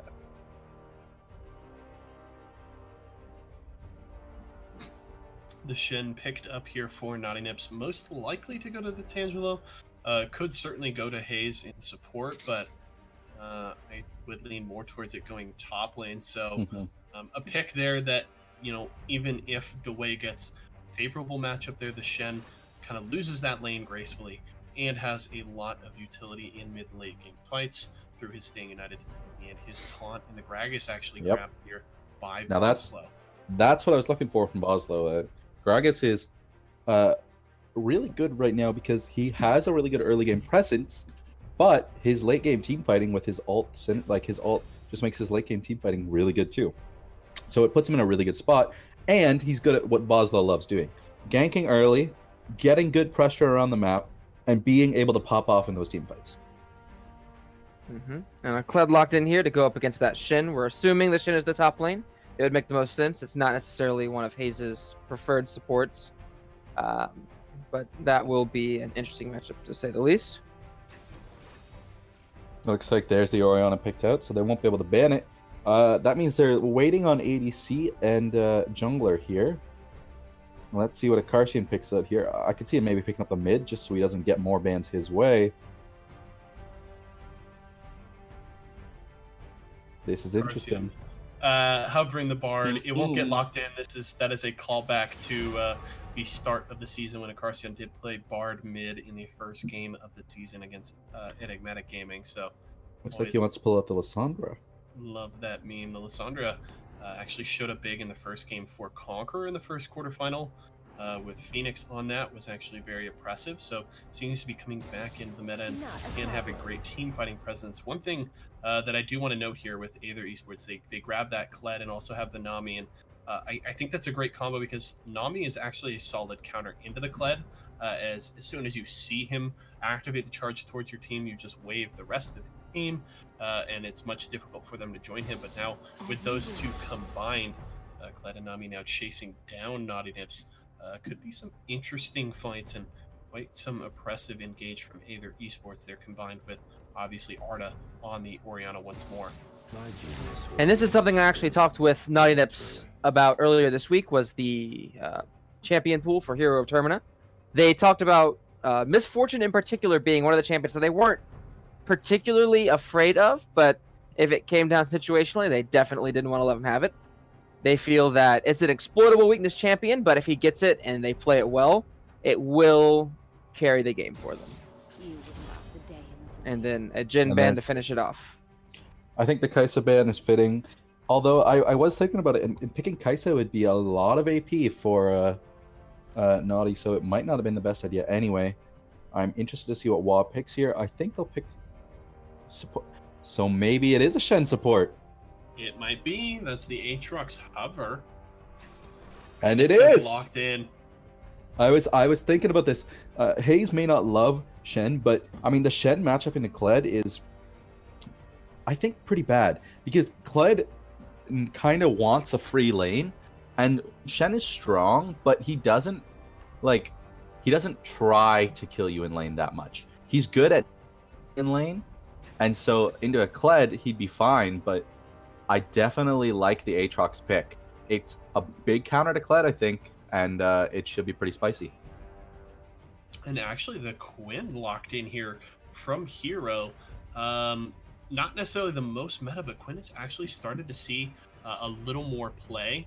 Plays very differently than your typical AD carry. Is very burst heavy and can actually set up, start split pushing, and maybe even set up some flanks. So we'll have to see how Termina plays with this champion, but a very interesting selection, and it's actually going to be the Taliyah jungle here for Stojin. How do you feel about that pick, Evelyn? I'm personally not a fan of the Taliyah jungle. It's definitely a strong pick. We saw it come out in LCS for a little bit. It's very fast at getting around now with the changes to Taliyah's passive, where it procs faster and stays around. Her loss of AoE on the Q pushed her out of mid for the most part, so it can definitely be a useful pick when she hits 6. It's really strong gank assist, forcing flashes and such with the wall. Into the Gragas, though, I think it's good. It's another kind of early damager in a way, but I'm not a huge fan of it. Honestly, to me, it looks a lot like AE are pretty squishy. Like they have a Kled, but they just have a lot of damage. And I think one of Nottingham's biggest win conditions here is WA. If they can get him through the laning phase and they can help him to get to late game, I think he'll be able to get some good like AoE rocket damage onto the damage dealers and just basically kill them while Aatrox is keeping their whole team distracted. Mm-hmm. I'm really looking forward to the team fights for sure. And against the Quinn in lane too. Quinn was really strong for a good bit. They did throw some nerfs directly her way. She did not fall out of her ability to ADC by any means. She's still very, very strong and very viable. I feel like it's going to be a good matchup in the bot lane. Your condition is correct, getting Jinx to that mid to late game safely out of laning phase. Because if they shut down that Jinx early and keep her down, that could be a huge problem for Naughty Nips.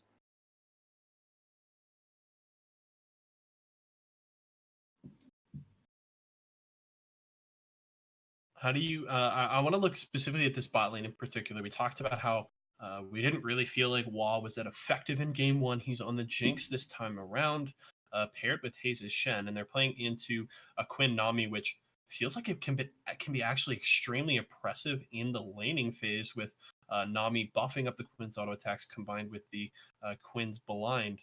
How do you feel this lane is going to go, Gimpy? And do you think Wa maybe has a better opportunity to show up in this game? Sorry, I was just finishing something. I think, like, yeah, I don't really like the laning phase aspect of Haze and Wall right now.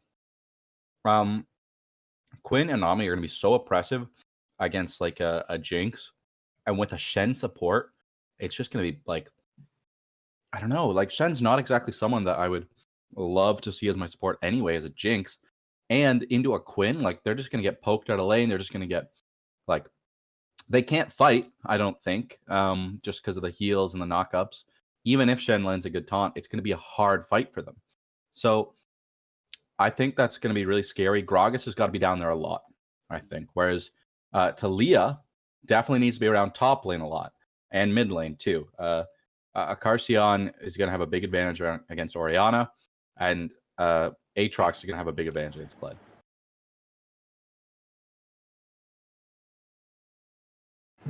Also, what is with this weird bug where on the right side, all the teams have big, bold letters for their champions, whereas on the left side, everybody's champion names are just normal. I'm going to go ahead and call it right now. It is Riot bias. Riot is predicting Naughty Nips win. What do you guys think?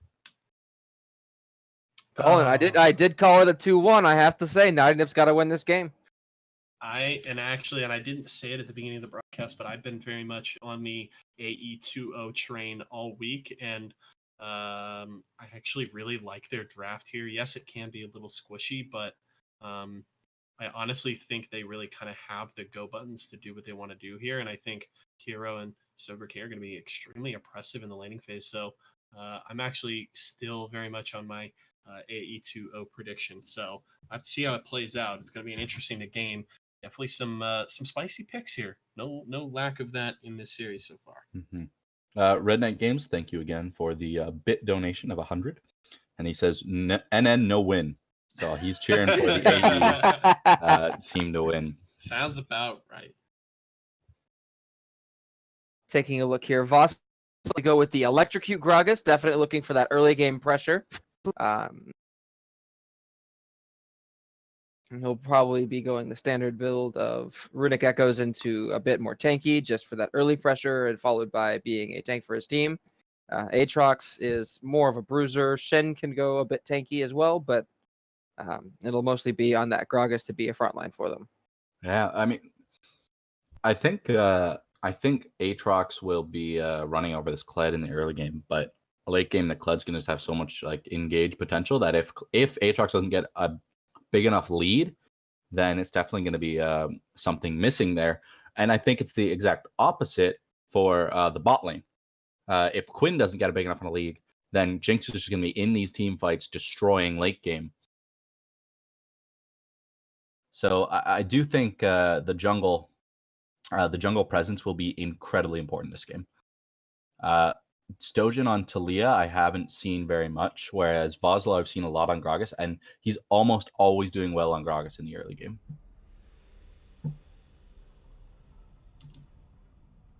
What is this? Are you telling me I won't have to restart my spectate? I know. It's almost as if Riot has done something good for once. Rita, please. And before we have to knock on wood for failure. 2, 3, 4, and 5. Uh-oh. I am not positive 5. I am positive 8. Blasphemy. I am now positive 5. I am positive 5.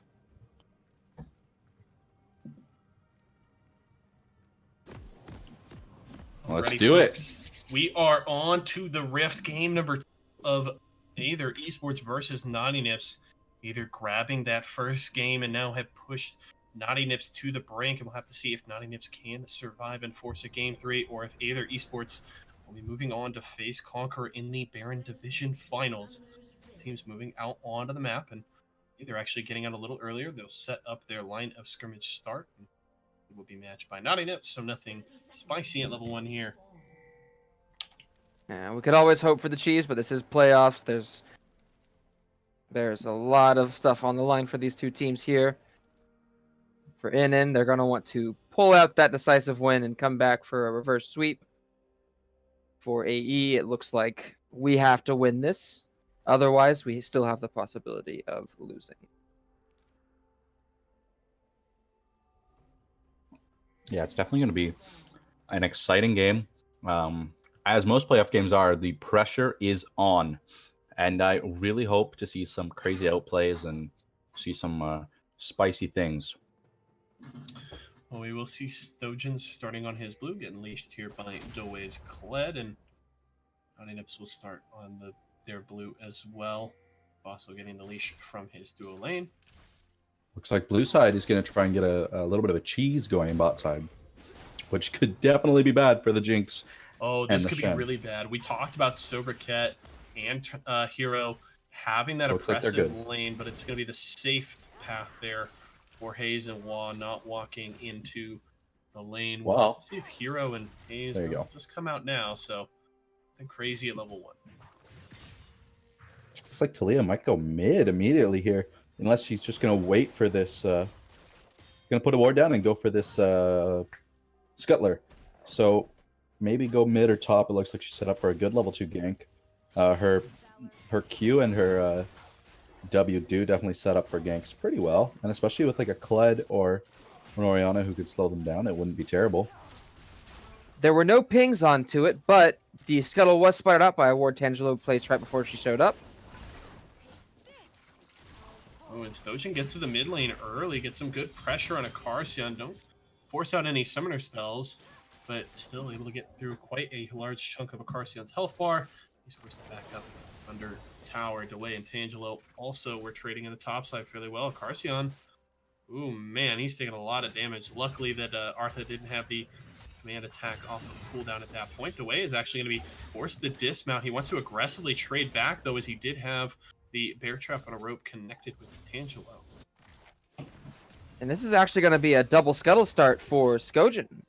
He's going to get both of the initial scuttles, which puts him a bit ahead, which is definitely what he wants Dewey's to be in trouble. Tangelo goes in aggressively, but isn't able to finish off the kill. Is Dewey just able to escape with a sliver of health.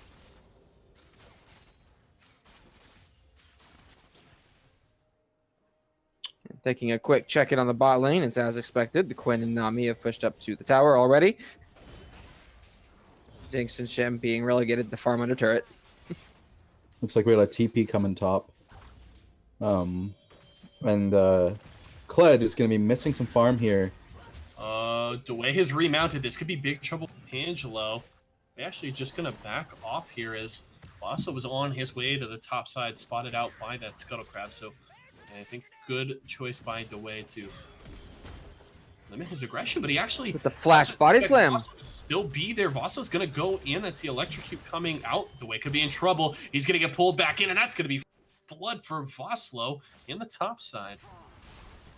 Yeah, Voslo had been seen coming up, but I guess maybe he thought Voslo would just go back into his jungle. And he decided to that's gonna be the there. turnaround onto Soberkit. He's drops the ignite. Soberkit flashes away. I don't think that was worth the last tick. Will finish him off as Hayes grabs the kill. And this is 2 games in a row now that Naughty Nips has gotten the first 2 kills. Both times Fossil was involved in actually grabbed first blood and followed up by a kill in the bot side. So Naughty Nips starting off good this time around as well. Stojan actually missing with the knockback. Carson able to escape enough before eating a lot of damage there from Arda and Stojan. But with a decent bit of return damage on Stojan, it's going to force it back out from the AE jungler. Looks like the bot lane of Naughty Nips is playing smart and abusing the Quinn while they know the support is down. And they're just trying to force the Quinn to miss some more CS while Wah tries to catch up. Now, it looks like Gragas has got some wards out and knows that he's not being seen. He doesn't know exactly where Nami is, and looks like he's going to get seen by Nami while he comes over the wall, which is unfortunate, because now they might be able to catch him out. He is able to back away through Tribrush, and with Stojan nowhere nearby to set anything up there, he is able to escape. No worse for wear.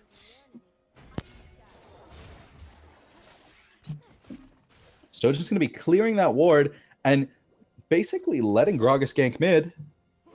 Vaso just walks up and body Okay. slams over the wall as Arda tries to trade back some damage on.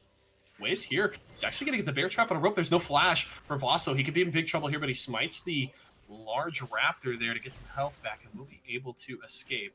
And Kled's just going to lose more CS for that. I don't really think that was worth. Already down by 14 in that matchup with the Tangelo, so I guess the Tendril's playing really smart. He's freezing the wave, and he's just making it almost impossible for Kled to farm now. And yeah, he's playing smart. Congrats on his part. the Tangelo actually with a very greedy buy here, grabbing the coal. If the matchup continues to go the way it has so far, it should definitely work out. But if Stojan can get up there and punish the Tangelo for that greedy buy on the coal, it could make things really difficult for the Aatrox.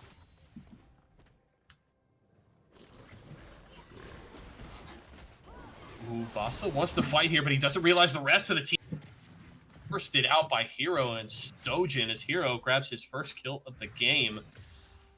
That also will mean a blue buff for Aether Esports. Now, this is what I mean. Stojan was very responsive in the last game, but he wasn't very proactive. And I think this game, he's being a lot more proactive, working with his team well. He's been able to get some decent ganks off mid, and there he was able to collapse on the Gragas with his bot lane. So he looks like he's playing a little bit smarter than last game, and I look forward to seeing what he can do on this Taliyah. And that definitely helped too, having the Quinn Nami bot lane, having the strong priority that allowed them to roam up, make that play possible, and came out really clean. I mean, it looks like Tangelo is going to be about 20 CS up on the Kled even after he clears this wave. So it's going to be pretty scary. So it does grab the Vaso showing here is only level 4. Boss. Yeah, he's able to get some damage there onto Stojan, but he does escape with his life. The way here to help misses the bear trap on a rope, but the ultimate from Stojan will actually block them in, but that's risky. He's going to have to drop that wall. He could go down to Tangelo. He's going to have to... He is just able to escape there, and he's actually still staying around. Dway's eating a lot of damage. The body slam from Voss misses, and Dway just able to get away using that last cone to escape. Very risky from Aether there on the top side.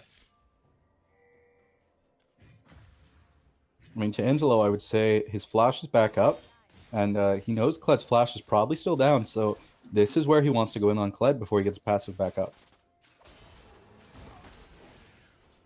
Dway will back here. And seems like Super K isn't as practiced on the Nami. He's been using the E on himself a lot instead of empowering Hero's auto attacks when he goes for trades. Because that's really what you want to do. When Hero goes up to take an auto attack, you should be empowering that auto basically mid-animation on that auto, so it's a more preferable trade. So Super K maybe doesn't seem as comfortable on this selection right now.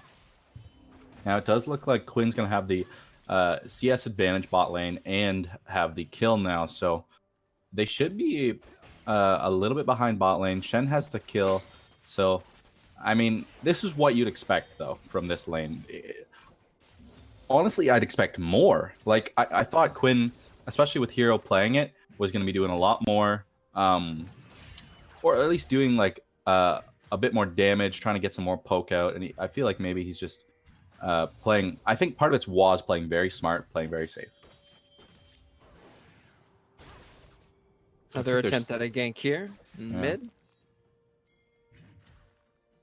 I mean, I think if Dway keeps getting frozen out, it might not be a terrible idea for him to just basically try and maybe even go TP bot and go for a ult there.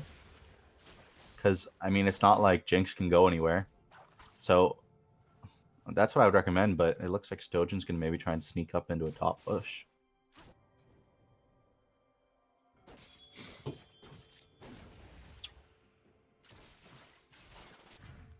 Doesn't seem to be spotted out. Tangelo not letting on that he's seen it. Dway maybe trying to bait here. He does get the bear trap on a rope. Tangelo doesn't go in. don't believe he has any idea that Stojan is here. Here comes Stojan now. The bear trap on a rope is landed. They are able to force out the flash from Tangelo, but I'm not even sure he needed flash. I don't think that was going to hit.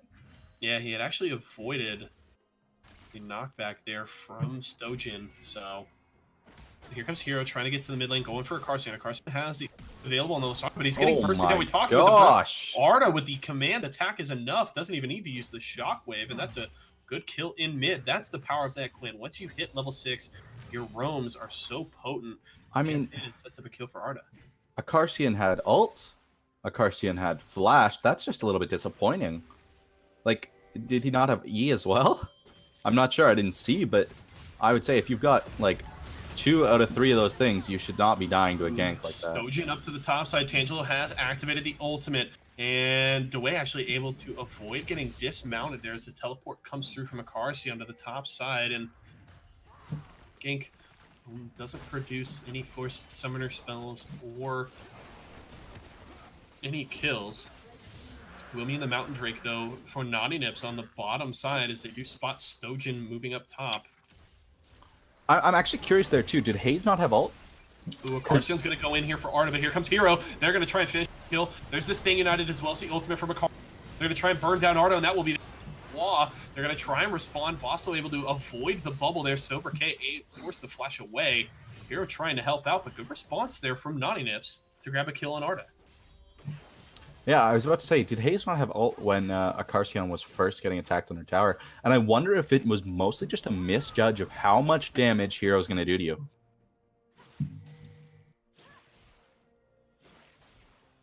Looks like Soberk is just going to clear some wards, and hopefully him and Quinn will head back bot lane and get some more pressure on that bot turret. Now, it looks like Nami's opted for some Moby boots and is going to be trying to follow Quinn around maybe when they go for these ganks mid. Which is not a bad idea. And, I mean, they're not getting much bot, so why not go mid? Indeed. Forcing the 2v1 mid against the Carson will definitely kind of force him off that farm a little bit, although he is Lissandra. Clears that way pretty easily. Yeah, Lissandra possibly step up aggressively here. They've got 3 in mid lane. Now, Voslo is a little bit down in farm compared to this Stojan on the Talia, but it looks like they're about even in items.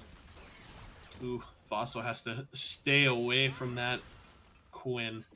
Hero very strong right now, and Gragas not nearly tanky enough. As Gragas typically rushes more AP at the start of the game now to get the burst that he has in the early game with his kit, so he's very squishy at this point.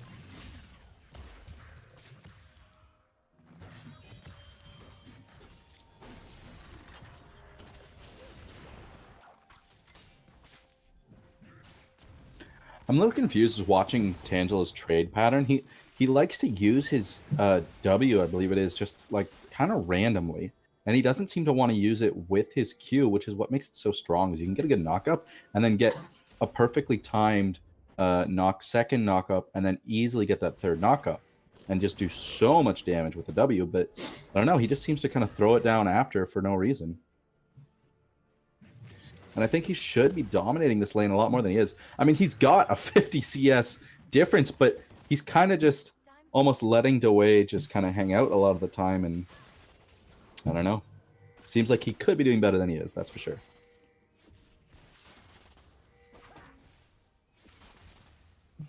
Lissandra roaming through, being spotted out on multiple wards. Stojan's going to want to go for this. Can he get the knockback? He'll actually miss it as well as the workaround, but it may be enough regardless. Akarsian going to try and get away, but is trapped, and Hero will grab that kill.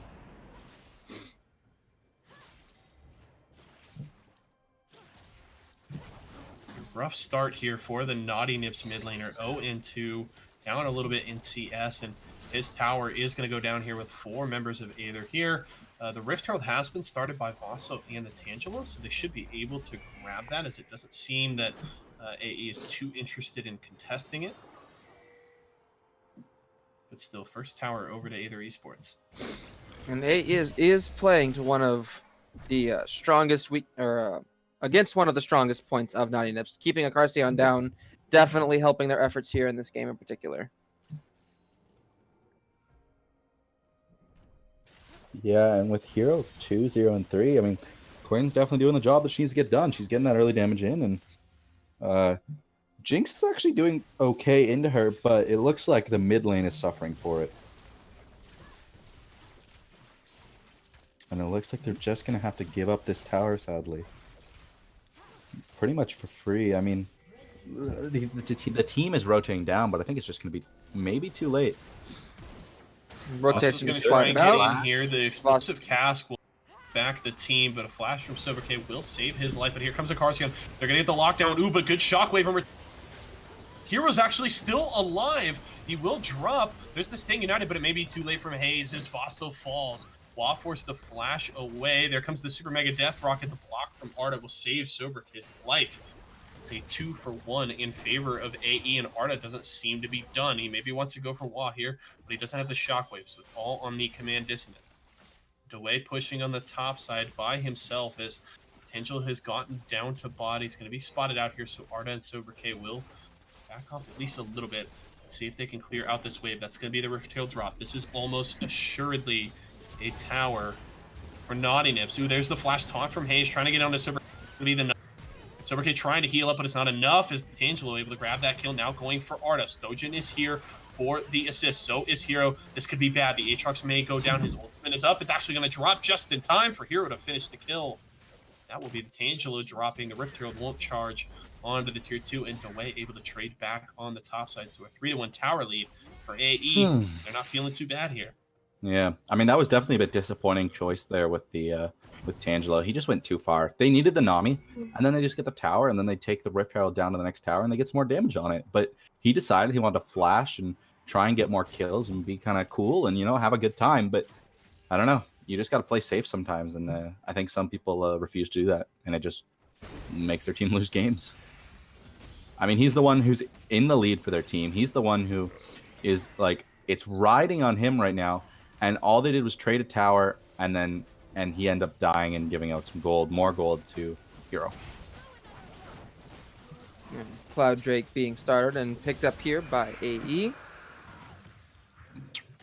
Looks like Tangelo's going to go back up top and just start playing his game of chicken with Kled again. Dojo trying to collapse on a Carcion here. He's going to use the Proto Belt to try and escape. Does get the root there. DeWay trying to flank right now as here comes Hero. He's zooming in on the Quinn. Can he get a Carcion? Oh, great timing, but it's... Oh, and it is just enough. The auto attack follows the Carcion over the wall and does finish off the kill. Now here comes DeWay. He hasn't used the charge yet. There is still a go button available for AE, but they have pushed Naughty Nips off of this fight. Now they're looking for Tangelo here. Oh. Shockwave, and that is even close. 2 whiffed ults. Well, it's unfortunate, and it looks like Red Team's going to show up in time to defend this tower. And I mean, without Jinx, though, I don't really think they can fight this. And with a Kled ult, like, I could see a potential dive happening. And that, maybe here it is after that good knockup. But looks like they're just going to go for this tower. Shen's going to get a taunt off, get some more damage, but inevitably, they're just going to take that tower. Yeah, the tier 2 does eventually fall. Now 4-1 in towers in favor of Aether Esports, and they'll back away. Baron spawning soon, so we'll have to see how these teams start to play around that objective. Drake will be up in a few more minutes. It will be, in fact, an Ocean Drake, the first one of the game. It looks like Aether wants to spend the gold they have in their pockets, come back out on the map. So right now, I'm thinking, if I'm Aether, that the best way to win this game is to continually shut down Jinx at this point. Lissandra is definitely an early mid-game champion. She falls off, especially in comparison to an Orianna in the late game, so they don't really have to worry too much about that. And Tangelo is going to fall off on the Aatrox too, but I think the biggest issue here is going to be the Jinx, and if Waugh can play it correctly, that's how Naughty Nips win, I think. I am a little skeptical, though, of him playing it correctly. Just from watching him fight in the bot lane there a couple times, he definitely canceled his auto attacks a few times, and Oh, Hero might be in big trouble here, but here comes the teleport. The way to assist. The ultimate activated by the Tangelo. But Sober K is here as well, so he's going to resurrect, but doesn't look like he'll be able to escape. Oh, the bubble almost perfectly timed, but still Hero able to grab the kill. Dway has been forced to dismount. Stojan is here to zone away, so will help his top laner escape. And actually, that's a free tier two tower, excuse me, for Aether to push for. Looks like Naughty Nips is going to try and trade mid, but this is going to be a bad trade. they are taking top as tier well. 1 top. Okay, Getting we'll have to excited. see how long Naughty Nips stays here and how much Aether wants to continue to push for on the bot side. They're looking for an inhibitor tower now. Jinx is going to back, but it may be too late. Do they have enough of a wave? Let's check down to the bottom side. That's going to go down. Is this going to be an inhib? Can they get back to defend? It's going to be so late. Jinx is only the only one here to defend. Aether, Angel has respawn, so they can get a little assistance there. They aren't able to finish the inhibitor. Are they going to collapse on Voss? So they have him caught out. Dway is on the other side. There's a good ultimate. The Shockwave will finish it. Art grabs the kill. Oh, Soberk getting collapsed on. Just going to go down. Tangela able to grab the chase onto the rest of the team. Tangela over the wall with Watt and Hayes will survive, but there's still 4 strong members of AE looking for the inhibitor. Carcion has his ultimate available. He wants to get into the team. The inhibitor will fall at 21 minutes. And Aether Esports 6-2 and Towers have their first inhibitor in a 5,000 or about a 4,500 gold lead. And that is strongly ideal right now for AE with Baron on the table. Having that top or bot lane inhibitor down really helps keep the pressure. It means they don't have to worry about leaving Kled in the side lane entirely by himself. There's a fight going on mid lane. Man, that Quinn damage is ridiculous right now. Holy cow. He is just pounding away at the enemy team, and looks like Tangela's going to go for more of a sort of risky damage dealer build. And not that I think there's anything wrong with that most of the time, but I mean, I think he just needs some more armor right now under the Quinn. He doesn't need the extra damage to kill her. And especially Arda, like, he doesn't have any MR for that. So it's going to be pretty scary for him trying to be the front line in these fights. Oh, okay. Sober K, a little Yeah, Tangelo, normally someone who you don't see get scared, got pretty scared there for some reason. I don't know, maybe he thought there was more people nearby, but normally he's the kind of guy who action first, thinking later kind of guy, so I don't know. I think he might have just got spooked by the fact that someone was there entirely, not expecting anyone to be in that position. Yeah. Well, I mean, it could have been a good catch, would have been helpful for them, might have been able to force a team fight without the great well, what's the word? I don't know what I was going to say. I can't remember the word, but basically without Hayes, I think... Oh, not Hayes. Without the Nami, I don't know if they'd be able to win a team fight 45, but who knows? Everyone's playing Nami. Get the names confused. So we got about 20 seconds till Drake spawns here. And... AE hovering around the Baron pit. Water Drake as well. Yeah, I mean, they're going to go for this Baron, but... Naughty Nips has an opportunity to contest. Smite is available for Voss. He can get over the wall. Do they go for it? Hayes is here as well. Here comes the teleport. He's going to go over, but that's going to be Baron. Unfortunate. For Aether Esports, Voss is going to get collapsed on a car. Way too late. Carcian's still going to take the teleport. Well. And that's 2 kills plus the Baron for Aether Esports. And they're going to look to push. They've got super minions on the bot side, so they're going to head straight to top lane. You know, I think that was the hope. That steal was pretty much the only hope they had there. And ooh, Tangelo trying to get away here. Here comes the wave. He's going to get knocked up, and that's going to be the resurrect forced out, but he will survive for the moment. But here comes Aether Esports looking for this top lane inhibitor tower. They've got all 5 members here, plenty strong, looking to break the base even further.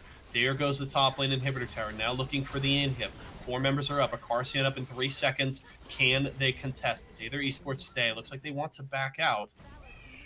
They're going to take the safe play here. Ocean Drake is alive, so they can play for that. And they've got they could also push in mid here. Yeah. They could also probably get the free tower mid here, but like I said, I think that Baron steal was pretty much your only chance. And with the Carcian also using his TP there, it's going to be rough for Naughty Nips to try and come back from this. AE looking to fall back and just quickly take this Drake as well. Vosslo side clearing out wards left behind. And it's like AE is just going to go ahead and take their backs and reset. So I know a lot of people had Naughty Nips winning this matchup in their head. But as you were saying earlier, Yasuo, or Yaso, I don't know. I don't know. Hello? Yaso, there you go. Like you said, go. like like you said earlier, you thought AE was gonna win. Did you have any idea, Evelyn, on who you thought was gonna win the game? I was still hoping for Naughty Nips. I thought it was going to be definitely contested. I thought both games would be closer than this one is looking. The first game was indeed pretty close. It met my expectations. This game right now, though, is looking heavily one-sided, which I did not expect. Yeah, I mean, I think just from watching them play each other before, I had it in my head that AE was likely going to win, but I definitely agree. I thought it was going to be a lot closer, and not that the game's not over yet, but it's going to take something big from Akarsian, Vosloo, and the rest of Naughty Nips to win this Ladies game. and gentlemen, the cannon minion OP. Riot, please nerf. Oh. They're looking for the middle lane inhibitor. Akarsian is going to get collapsed on. He's going to burn down. Is Stojan able to grab the kill? And Aether wants the victory. They're looking for their third inhibitor.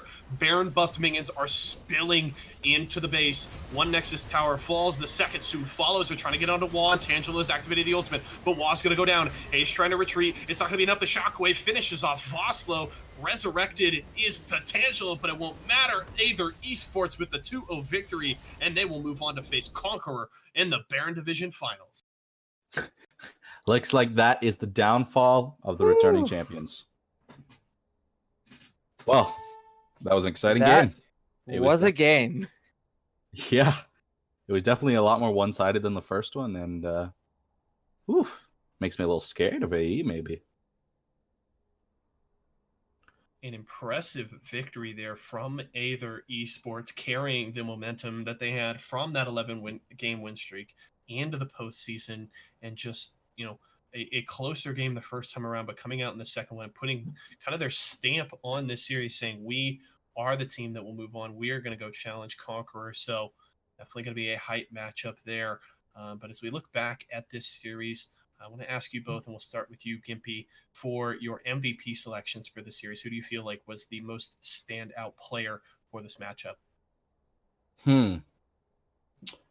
I felt in the second game, Hero really put on his boots, his carry boots, and was doing a lot for his team. But I think Arda was putting in some work in the second game and was for sure getting some fantastic Orianna ults the first game. So I think I'm going to leave it to Arda. How about you, Evelyn? I am actually also going to give it to Arda. I think Hero of Termina definitely had a solid performance both games, especially this one, with his pulling out his Quinn and just dominating the game for his team. But Arda keeping down and matching up against Akarsian both games, doing well, landing the Orianna ults, landing the CC, making the roams, just really kind of punching through and holding it together for his team.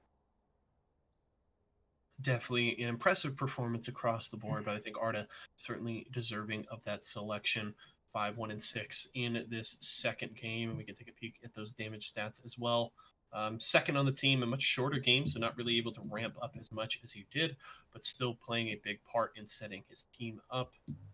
But a great series across the board there. And Arda may be showing, we talked earlier about how a lot of people see it as the hero show, but Arda definitely showing up and saying, hey, I can carry too. I am a big part of what the team does here. And an impressive victory for Aether Esports as they move on with the 2-0 victory over Naughty Nips. And as you mentioned, Gimpy, the reigning champions Naughty Nips not going to be able to repeat, not able to defend their title.